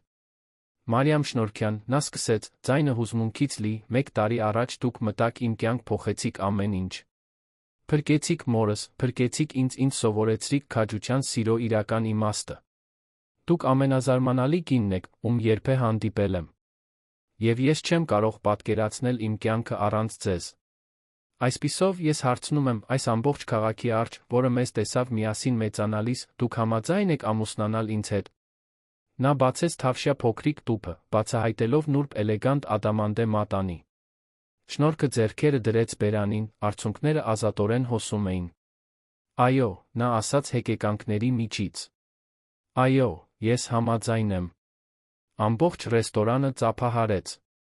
Էդուարդը մատանին դրեց Շնորհքի մատին, խորը համբուրեց նրան։ Այդ պահին նա հասկացավ, որ կյանքը խորհրդավոր ունի պարգատրելու նրանց, ովքեր գործում են սրտով։ Նա, ով սկսել էր որպես անտեսանելի սպասուհի, հիմա պատրաստ էր դառնալ այն մարդու կինը, ում սիրում էր փայլուն բուժկրոջ մայրը, իմաստուն ծեր կնոջ ընկերուհին, ով նրան դուստր էր համարում։ Նշանադրության լուրը ուրախությունով լցրեց առանձնատունը։ Ամելիան ուրախությունից լաց եղավ, անմիջապես սկսեց պլանավորել արարողությունը։ Ես ուզում եմ մտերիմ հարսանիք, նա ասաց։ Միայն այն մարդիկ, ովքեր իսկապես սիրում են ձեզ։ Ոչ մի դատարկ շքեղություն։ Միայն ճշմարիտ սեր։ Պատրաստության ամիսները լի էին հուզմունքով։ Շնորհքը, ով երբեք չէր պատկերացրել, որ հարսանիք կունենա, հիմա հագուստներ, ծաղիկներ, զարդարանք էր ընտրում։ Լիլիթը նրա պատվավոր սպասուհին էր։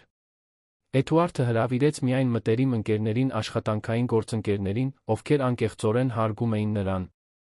Հյուրերի ցուցակը փոքր էր, բայց նշանակալի։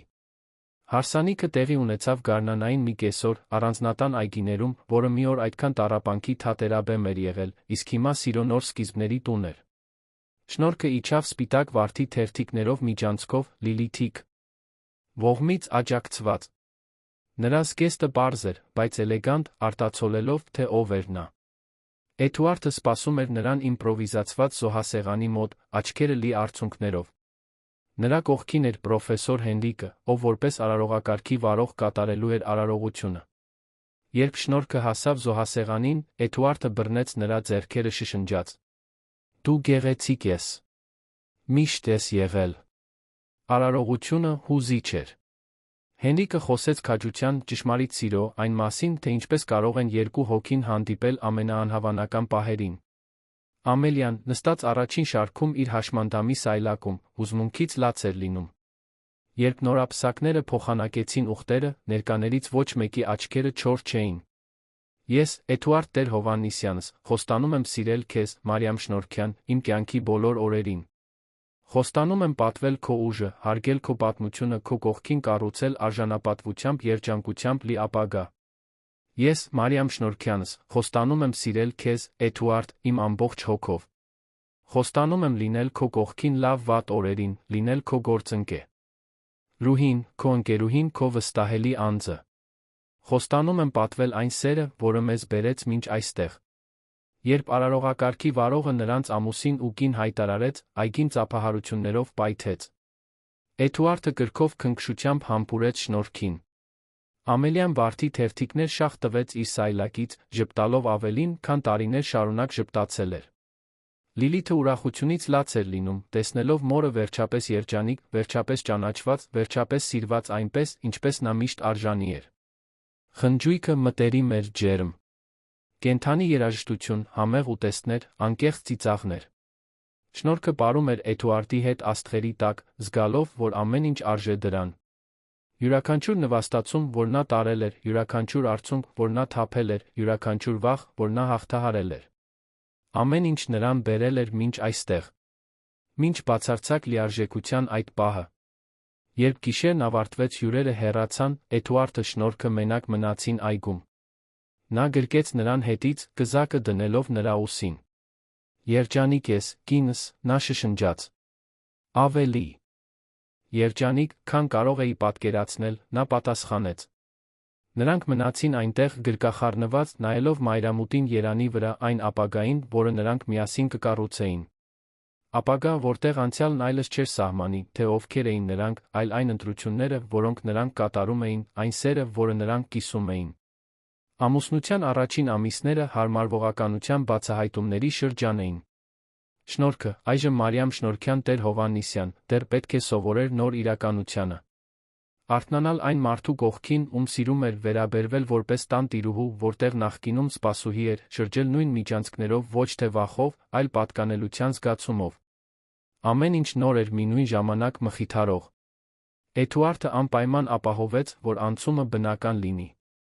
Նա երբեք շնորհքին չէր վերաբերվում վերից վար կամ կարծես նա պետք է ձավորվեր իր աշխարհին համապատասխանելու համար։ Ընդհակառակը, նա գնահատում էր հենց այն, ինչ նա էր, պարզ ծագում ունեցող կին, ով գիտեր աշխատանքի արժեքը, ով հասկանում էր առավել խոցելիների տառապանքը։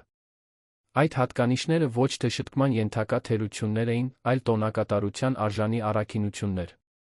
Տիկին Ամելիան, իր հերթին, լիովին ծաղկեց։ 93 տարեկանում նա ավելի պարզամիտ ակտիվ էր, քան վերջին 5 տարիներին։ Դեղերի դադարեցմամբ համապատասխան բուժմամբ նրա ֆիզիկական առողջությունը նույնպես զգալիորեն բարելավվեց։ Նա դեռս կախված էր հաշմանդամի սայլակից երկար հեռավորությունների համար, բայց կարողանում էր քայլել ձեռնափայտի օգնությամբ տան շուրջը։ Նրա ամենամեծ ուրախությունն էր տեսնել որդուն երջանիկ, մի կնոջ կողքին, ում նա անկեղծ բարի էր համարում։ Մի առոտ շաբաթ առավոտյան երեքով սուրճ էին խմում պատշգամբում, երբ Ամելիան բարձրացրեց մի հարց, որը շաբաթներ շարունակ մտահոգում էր իրեն։ Շատ եմ մտածել այս տան մասին, նա սկսեց, նայելով անթերի այգիներին։ Այս վայրն արդեն այնքան բան է տեսել։ Ուրախություններ, տխրություններ, գրեթե ողբերգություններ։ Եվ ես զարմանում եմ, թե որն պետք է լինի նրա նպատակը հիմա։ Էդուարդը Շնորհքը հայացքներ փոխանակեցին։ Ինչ ունեք մտքում, մայրիկ, հարցրեց Էթու։ Արթը։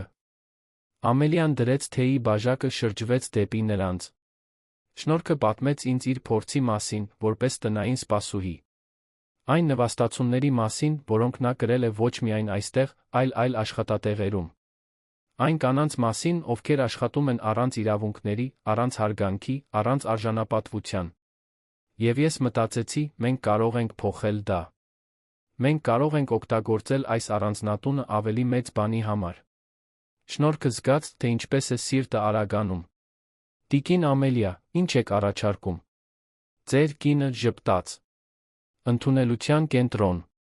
Մի վայր, որտեղ տնային սպասուհիները, ովքեր բռնության են ենթարկվում, կարող են ապաստան գտնել, իրավական խորհրդատվություն, հոգեբանական աջակցություն։ Որտեղ նրանք կարող են սովորել իրենց իրավունքները, ստանալ մասնագիտական որակավորում, վերակառուցել իրենց կյանքը։ Այս տունը չափազանց մեծ է ընդամենը 3 մարդու համար։ Մենք կարող ենք այն վերածել հույսի փարոսի նրանց համար, ովքեր ամենաշատը կարիք ունեն։ Էդուարդը մի պահ լուռ մնաց, մշակելով գաղափարը։ Դա համարձակ, առատաձեռն, խորապես նշանակալի էր։ Մայրիկ, դա զարմանալի կլիներ։ Բայց դա պահանջում է ներդրումներ, կառուցվածք, նվիրված թիմ։ Գիտեմ, պատասխանեց Ամելիան։ Եվ ես դրա համար ռեսուրսներ ունեմ։ Ձեր հայրը մեզ զգալի հարստություն է թողել։ Ես միշտ զարմանում էի, թե որն կլիներ այդ գումարի լավագույն օգտագործումը։ Հիմա գիտեմ։ Բացի այդ, ընկերությունը կարող է հովանավորել նախագիծը։ Դա կլիներ Գիլբերտի հիշատակը պատվելու սոցիալական փոխակերպման ժառանգություն ստեղծելու միջոց։ Շնորհքը չափազանց հուզված էր խոսելու համար։ Այդ տունը, որտեղ նա գրեթե տեսել էր իր աշխարհի փլուզումը, այլ կանանց համար սրբավայրի վերածելու գաղափարը չափազանց հզոր էր։ Տիկին Ամելիա, նա վերջապես կարողացավ ասել, դա արտակարգ կլիներ։ Բայց ես պետք է ներգրավված լինեմ։ Ես ուզում եմ օգնել համակարգել, անձամբ ընդունել այդ կանանց։ Ես գիտեմ, թե ինչ են նրանք զգում, որովհետև ես ապրել եմ դա։ Եվ հենց դրա համար էլ դուք էական եք, պատասխանեց Ամելիան, բռնելով Շնորհքի ձեռքը։ Դուք հասկանում եք նրանց ցավը։ Կարող եք առաջարկել ոչ միայն օգնություն, այլ իսկական կարեկցանք։ Դու կլինեք այս նախագծի հոգին։ Հաջորդ շաբաթներին պլանը սկսեց ձևավորվել։ Էդուարդը ճարտարապետներ վարձեց, առանձնատան մի մասը հարմարեցնելու համար, առանց դրա սկզբնական բնույթը կորցնելու։ Առաջին հարկը մասամբ վերափոխվեց սպասարկման տարածքի, իրավական խորհրդատվության սենյակներ, հոգեբանական խորհրդատվության սենյակներ, մասնագիտական ուսուցման տարածքներ։ Երրորդ հարկը, որը նախկինում օգտագործվում էր միայն որպես պահեստ, վերանորոգվեց ժամանակավորապես 10 կանանց տեղավորելու համար, հարմարավետ սենյակներով ընդհանուր տարածքներով։ Շնորհքը համակարգում էր յուրաքանչյուր մանրուք։ Նա հստակ գիտեր, թե ինչ կպահանջվի այդ կանանցից՝ գաղտնիություն, անվտանգություն, հարգանք, բայց ամենից առաջ տեսանելի գնահատված լինելու զգացում։ Նա ընտրեց մեղմ գույներ պատերի համար, ապահովեց, որ յուրաքանչյուր սենյակ ունենա լավ բնական լուսավորություն, տեղադրեց գրադարան, ոգեշնչող գրքերով փոքրիկ մատուռ նրանց համար, ովքեր հոգոր մխիթարություն էին փնտրում։ Պրոֆեսոր Հենրիկը համաձայնեց ղեկավարել իրավական թիմը։ Այլ իրավաբաններ կամավոր առաջարկ եցին անվճար խորհրդատվություն։ Լիլիթը, նոր ավարտած, առաջարկեց ստեղծել կանխարգելիչ առողջապահական ծրագիր, առաջարկելով հետազոտություններ բժշկական հսկողություն ընդունվածներին։ Հոգեբաններ, սոցիալական աշխատողներ, մասնագիտական դասընթացների դասախոսներ, բոլորը միացան գործին։ Սկզբնական գաղափարից 6 ամիս անց բացվեց Մարիամ Շնորհքյանի անվան ընդունելության կենտրոնը։ Այո, նրանք պնդեցին Շնորհքին պատվել նախագիծն անվանելու պատվով։ Նա փորձեց հրաժարվել, պնդելով, որ կան շատ այլ կանայք, ովքեր արժանի էին ճանաչման, բայց Ամելիան անդրդվելի էր։ Ձեր անունը ներկայացնում է նրանց բոլորին։ Ներկայացնում է քաջություն, դիմադրություն, հույս։ Դա կատարյալ անուն է։ Բացումը հուզիչ իրադարձություն էր։ Ներկա էին տեղական իշխանությունները, ինչպես ՆԱՀԿ-ների, տնային աշխատողների արմիությունների լրատվամիջոցների ներկայացուցիչներ։ Բայց ամենաազդեցիկ ելույթը Շնորհքինն էր։ Նա բարձրացավ այգում տեղադրված փոքրիկ բեմ, առաջին անգամ հրապարակայնորեն խոսեց իր ամբողջ ճանապարհի մասին։ Ես ամբողջ կյանքում անտեսանելի էի, նա սկսեց Այնը ամուր, չնայած հուզմունքին։ Անցա շքեղ տներով, մաքրեցի սենյակներ, որոնք ավելի մեծ էին, քան ամբողջ տունը, որտեղ մեծացել էի, ծառայեցի ընտանիքների, ովքեր երբեք աչքերիս չնայեցին։ Ես նվաստացվեցի, անարգվեցի, վերաբերվեցի այնպես, կարծես իմ արժեքը ցածր էր, որովհետև իմ աշխատանքը համարվում էր ստորադաս։ Բայց ես գիտեի, իմ հոգու խորքում, որ ոչ մի աշխատանք անարժան չէ, երբ արվում է ազնվությամբ նվիրումով։ Նա դադար տվեց, նայելով ներկա կանանց, նրանցից շատերը տնային սպասուհիներ, ովքեր եկել էին տարածքը տեսնելու։ Այս կենտրոնը գոյություն ունի, որովհետև ես հավատում եմ, որ մենք բոլորս արժանի ենք արժանապատվության։ Մենք արժանի ենք իրավունքների, հարգանքի, հնարավորությունների։ Ոչ մի կին չպետք է լուր տառապի բռնությունից։ Ոչ մի աշխատող չպետք է վախենա անարդարությունները հայտնելուց։ Եվ ոչ մի մայր չպետք է ստիպված լինի ընտրել իր սեփական անվտանգության երեխաների ապագայի միջ։ Այստեղ դուք կստանաք աջակցություն։ Այստեղ ձեզ կտեսնեն։ Այստեղ դուք կարող եք։ Ծափահարությունները արձագանքեցին այգում։ Արցունքներ հոսում էին շատ ներկաների դեմքերով։ Ամելիան, նստած առաջին շարքում Էդուարդի կողքին, թաշկինակ էր պահում աչքերին։ Որդին գրկեց նրան շշնջաց. Հայրիկն այնքան հպարտ կլիներ, մայրիկ։ Ձեզանով, շնորհքով, այս ամենով։ Նա ժպտաց արցունքների միջից։ Նա հպարտ է, որդիս։ Ես վստահ եմ։ Կենտրոնի գործունեության առաջին ամիսները դժվարին էին, բայց բարգատրող։ Առաջին ընդունվածը Սելյան էր, 40-ամյա կին, ով 10 տարուց ավելի բանավոր հոգեբանական բռնության էր ենթարկվել իր տերերի կողմից։ Նա եկավ վախեցած, անվստահ, սպասելով, որ ինչ-որ կերպ կխաբվի։ Բայց Շնորհքը նրան անձամբ ընդունեց, ցույց տվեց սենյակը, որտեղ նա կմնար, բացատրեց բոլոր հասանելի ծառայությունները, ամենակարևորը, լսեց նրա պատմությունը, առանց դատելու։ Աստիճանաբար, այլ կանայք եկան։ Յուրաքանչյուրը իր ցավով, իր պատմությամբ, իր տրավմայով։ Ոմանք ֆինանսապես շահագործվել էին, աշխատելով առանց գրանցման, առանց արդար աշխատավարձի։ Ուրիշները ենթարկվել էին բարոյական ոտնձգությունների կամ արգելվել էր տեսնել իրենց ընտանիքներին։ Կային հուսահատ միայնակ մայրեր, անփաստաթու խտներգաղթյալներ, երիտասարդներ, ովքեր սկսել էին աշխատել դեռ մանուկ հասակում։ Կենտրոնը ընդունում էր բոլորին, առանց տարբերակման։ Շնորհքը լիովին նվիրված էր։ Նա ճանաչում էր յուրաքանչյուր կնոջ անունով, գիտեր նրանց պատմությունները, հետում էր նրանց առաջընթացին։ Նա կազմակերպում էր զրույցի խմբեր, որտեղ ընդունվածները կիսվում էին փորձով փոխադարձաբար ուժեղանում։ Նա համակարգում էր մասնագիտական դասընթացները, որոնք ընդգրկում էին առաջադեմ խոհարարությունից հրուշակագործությունից մինչ ինֆորմատիկա կառավարում։ Նա հետում էր դատական գործընթացներին, իրավաբանների հետ միասին։ Եվ ամենակարևորը, նա առաջարկում էր մի բան, որը ոչ մի պաշտոնական ծառայություն չէր կարող տրամադրել, անկեղծ կարեկցանք նրանից, ով ինքն էր ճանաչում այդ ցավը։ Կանանց մեջ տեղի ունեցող փոխակերպումը տպավորիչ էր։ Սելյան, ով եկել էր խոնարհված անհույս, ավարտեց պրոֆեսիոնալ խոհարարի դասընթացը, աշխատանքի ընդունվեց հայտնի ռեստորանում։ Սանդրան, ով տարիներ շարունակ նվաստացումներ էր գրել, հայտնաբերեց կարի տաղանդ բացեց իր սեփական փոքրիկ ատելյե։ Նն կենտրոնի կողմից հեշտացված միկրովարկով։ Մարիանան, երկու երեխաների երիտասարդ մայրը, կարողացավ կարգավորել իր աշխատանքային վիճակը, դատական կարգով շահեց բոլոր այն իրավունքները, որոնք իրենից զրկվել էին։ Հաղթահարման յուրաքանչյուր պատմություն սնուցում էր շնորհքի համոզմունքը, որ նրանք ճիշտ ճանապարհին էին։ Նա այդ կանանց մեջ տեսնում էր իր սեփական արտացոլումները։ Նա տեսնում էր 17-ամյա աղջկան, ով մարզից դուրս էր եկել ընդամենը մեկ ճամպրուկով, շատ վախով։ Նա տեսնում էր մորը, ով անխոնջ աշխատել էր դստերն ավելի լավ ապագա տալու համար։ Նա տեսնում էր սպասուհուն, ով ընտրել էր քաջությունը լռության փոխարեն։ Եվ հպարտություն էր զգում նրանց բոլորի համար։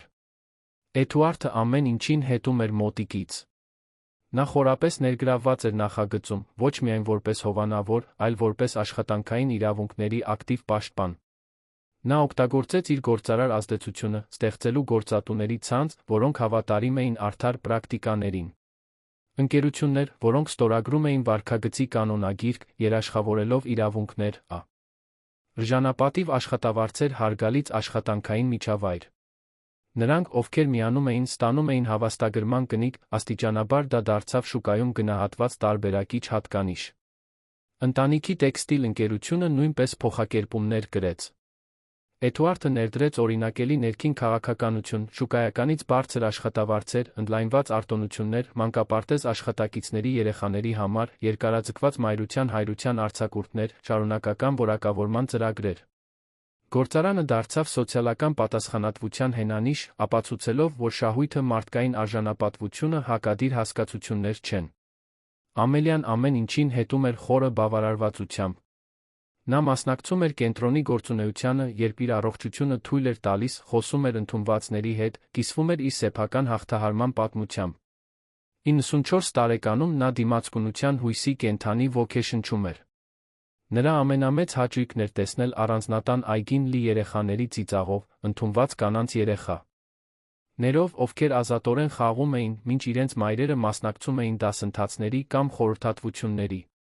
Լիլիթը նույնպես ակտիվորեն ներգրավված էր։ Առողջապահական ծրագրերից բացի, նա սկսեց դասախոսություններ կարդալ կանխարգելիչ խնամքի ինքնախնամքի մասին։ Նա սովորեցնում էր կանանց ճանաչել սթրեսի, դեպրեսիայի, անհանգստության նշանները։ Ցույց էր տալիս, որ ինքնախնամքը եսասիրություն չէ, այլ անհրաժեշտություն։ Շատերը առաջին անգամ հայտնաբերեցին, որ ուշադրության էին արժանի, որ իրենց ցավերը վավերական էին, որ իրենց կյանքը արժեք ուներ, բացի իրենց կատարած աշխատանքից։ Կենտրոնի բացումից 2 տարի անց շնորհքը իր գրասենյակում էր, վերանայելով զեկույցները, երբ անսպասելի այդ ստացավ։ Դա Վերոնիկան էր։ Նախկին տիրուհին անճանաչելի էր։ Նիհար, խճճված մազերով, պարզ հագուստով։ Նա խնդրեց առանձին խոսել շնորհքի հետ։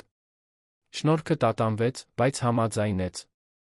Նրանք նստեցին առանձին սենյակում։ Վերոնիկան նայեց իր ձեռքերին, անկարող ուղղակիորեն նայելու շնորհքին։ Ես չեմ եկել ներողություն խնդրելու, նա սկսեց, ձայնը ցածր։ Ես չեմ սպա։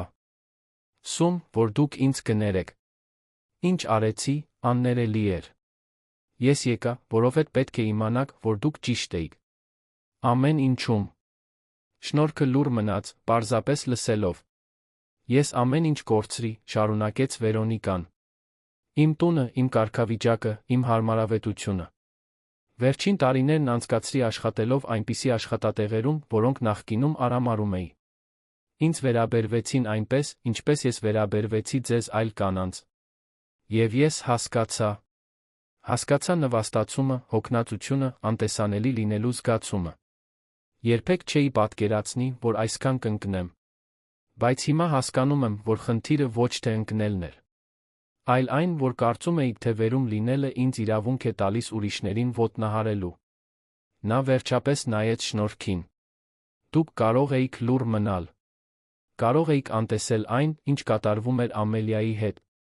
Բայց ընտրեցիք ամեն ինչ վտանգել, ճիշտը անելու համար։ Եվ ես ատեցի ձեզ դրա համար։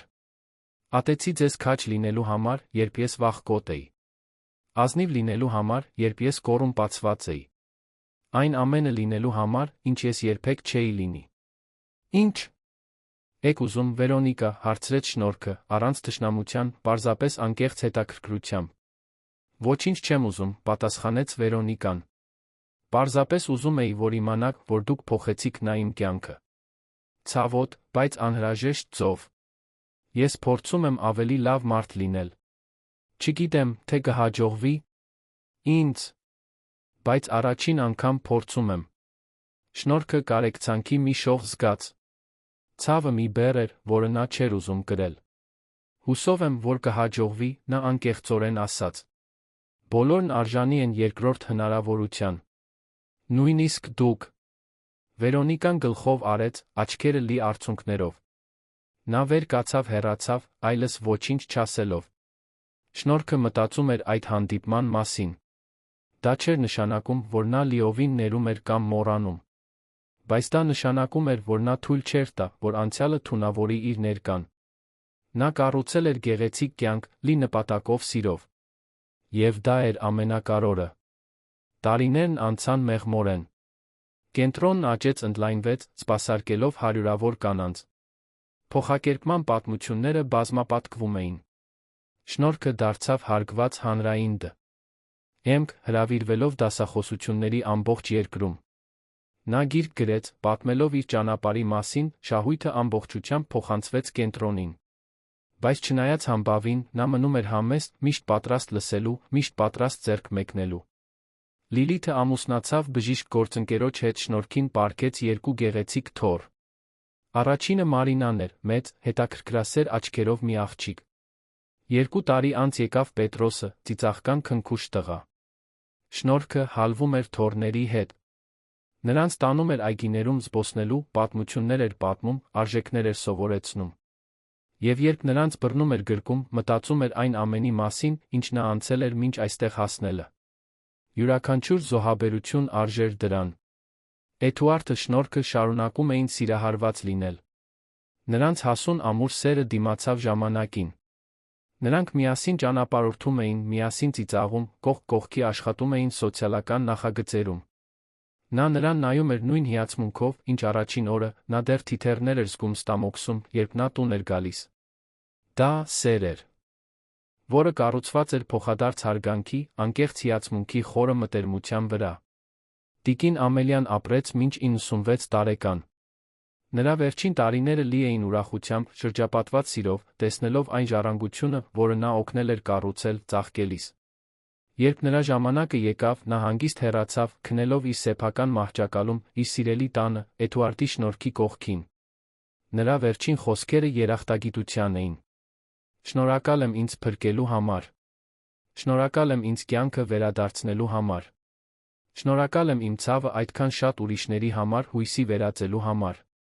Հուղարկավորությունը հսկայական էր։ Հարյուրավոր մարդիկ եկել էին իրենց հարգանքի տուրքը մատուցելու։ Բայց ամենահուզիչը կենտրոնի կանայք էին, ովքեր անպայման ներկա էին։ Յուրաքանչյուրը մեկ սպիտակ վարդ էր բերել, արարողության վերջում նրանք ծաղիկների միջանցք կազմեցին, որով անցավ դագաղը։ Դա արժանապատիվ հրաժեշտ էր մի կնոջը, ով իր վերջին տարիները նվիրել էր առավել խոցելիներին օգնելուն։ Շնորհքը խորապես զգաց կորուստը։ Ամելիան դարձել էր ավելին, քան զոքա։ Ինչ։ Նա ընկերուհի էր, վստահելի անձ, դաստիարակ։ Բայց նա գիտեր, որ նրա հիշատակը պատվելու լավագույն ձ աշխատանքը շարունակելն էր։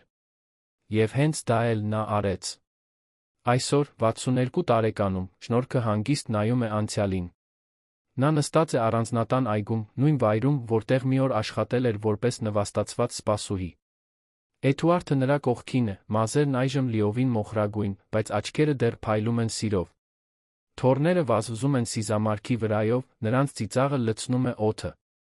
Լիլիթը պատշգամբում է, հեռախոսով խոսում հիվանդանոցի մի բարդ դեպքի մասին։ Շնորհքը փակում է աչքերը, զգում արը դեմքին։ Մտածում է այն աղջկա մասին, ով մի օր գյուղից էր։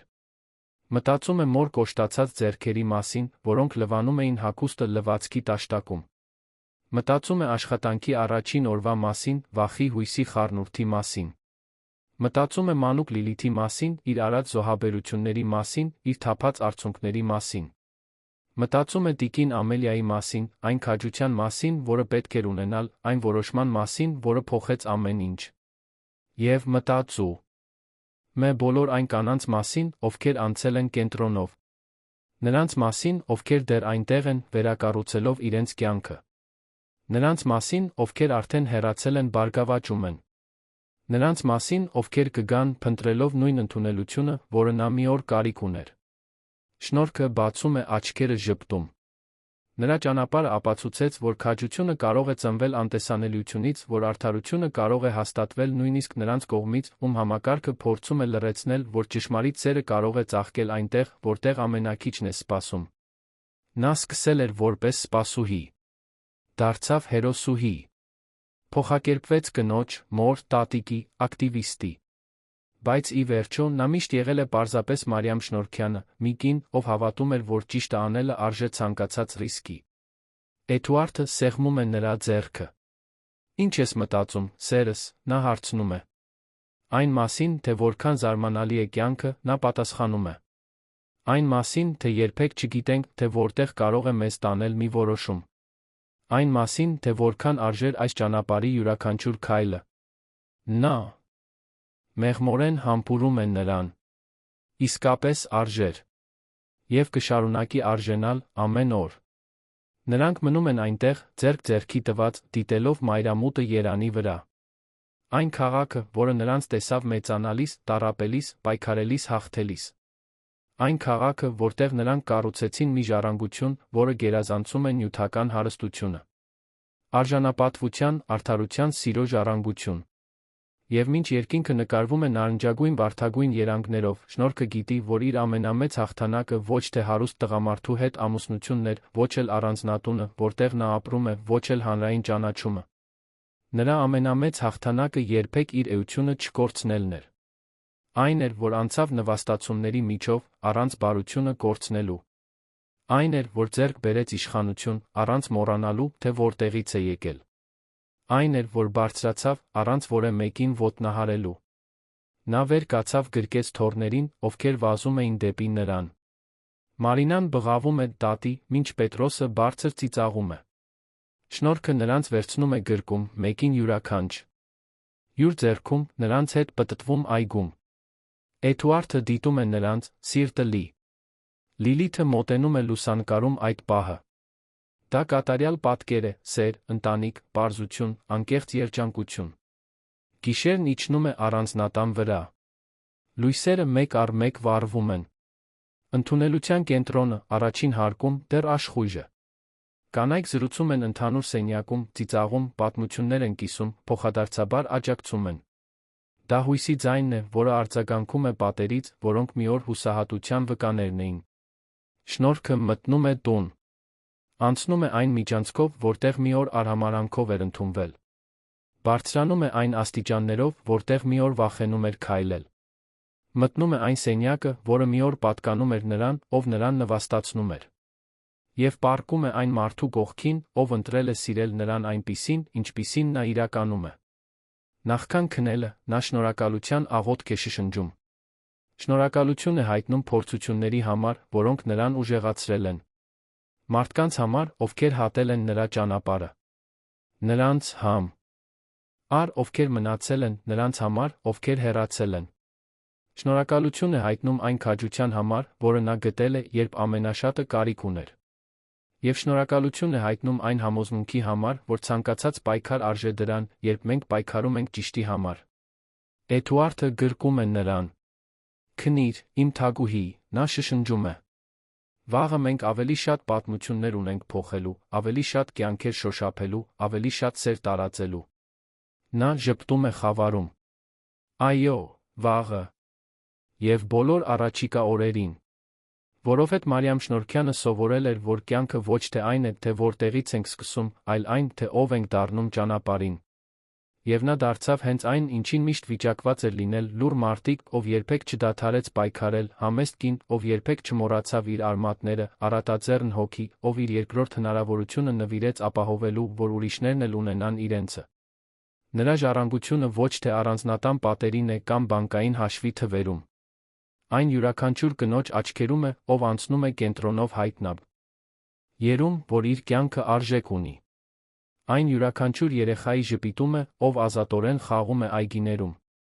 Այն համոզմունքի մեջ է, որ մեկ անձի քաջությունը կարող է փոխակերպման ալիքներ ստեղծել, որոնք հասնում են հարյուրավոր, հազարավոր սերունդների։ Եվ երբ շնորհքի թոռները մեծանան հարցնեն տատիկի մասին, Լիլիթը կպատմի ամբողջ պատմությունը։ Կասի, որ նա տնային սպասուհի էր, որ դիմացել էր աներակայելի նվաստացումների, որ ամեն ինչ վտանգել էր մի ծեր կնոջ փրկելու համար։ Կասի, որ նա դարձավ գործարարի կինը, բայց երբեք չդադարեց լինել Մարիամ Շնորհքյանը Սյունիքից։ Կասի, որ նա բարության կայսրություն էր կառուցել քաջության հիմքերի վրա։ Եվ նրանք կհասկանան, որ հերոսությունը ոչ թե թիկնոցներում կամ գերզորություններում է։ Այն ճիշտը ընտրելու մեջ է, երբ ավելի հեշտ կլիներ ընտրել լռությունը։ Այն ձեռք մեկնելու մեջ է, երբ ավելի ապահով կլիներ բռունցքները սեղմել։ Այն սիրելու մեջ է, երբ ավելի պարզ կլիներ ատել։ Մարիամ Շնորհքյանը երբեք չէր պատկերացնի, որ իր պատմությունը այդպես կավարտվեր։ Բայց նա երբեք չէր կասկածել, որ ճիշտը անելը միշտ արժեր դրան։ Եվ նա ճիշտ էր։ Նա լիովին ճիշտ էր։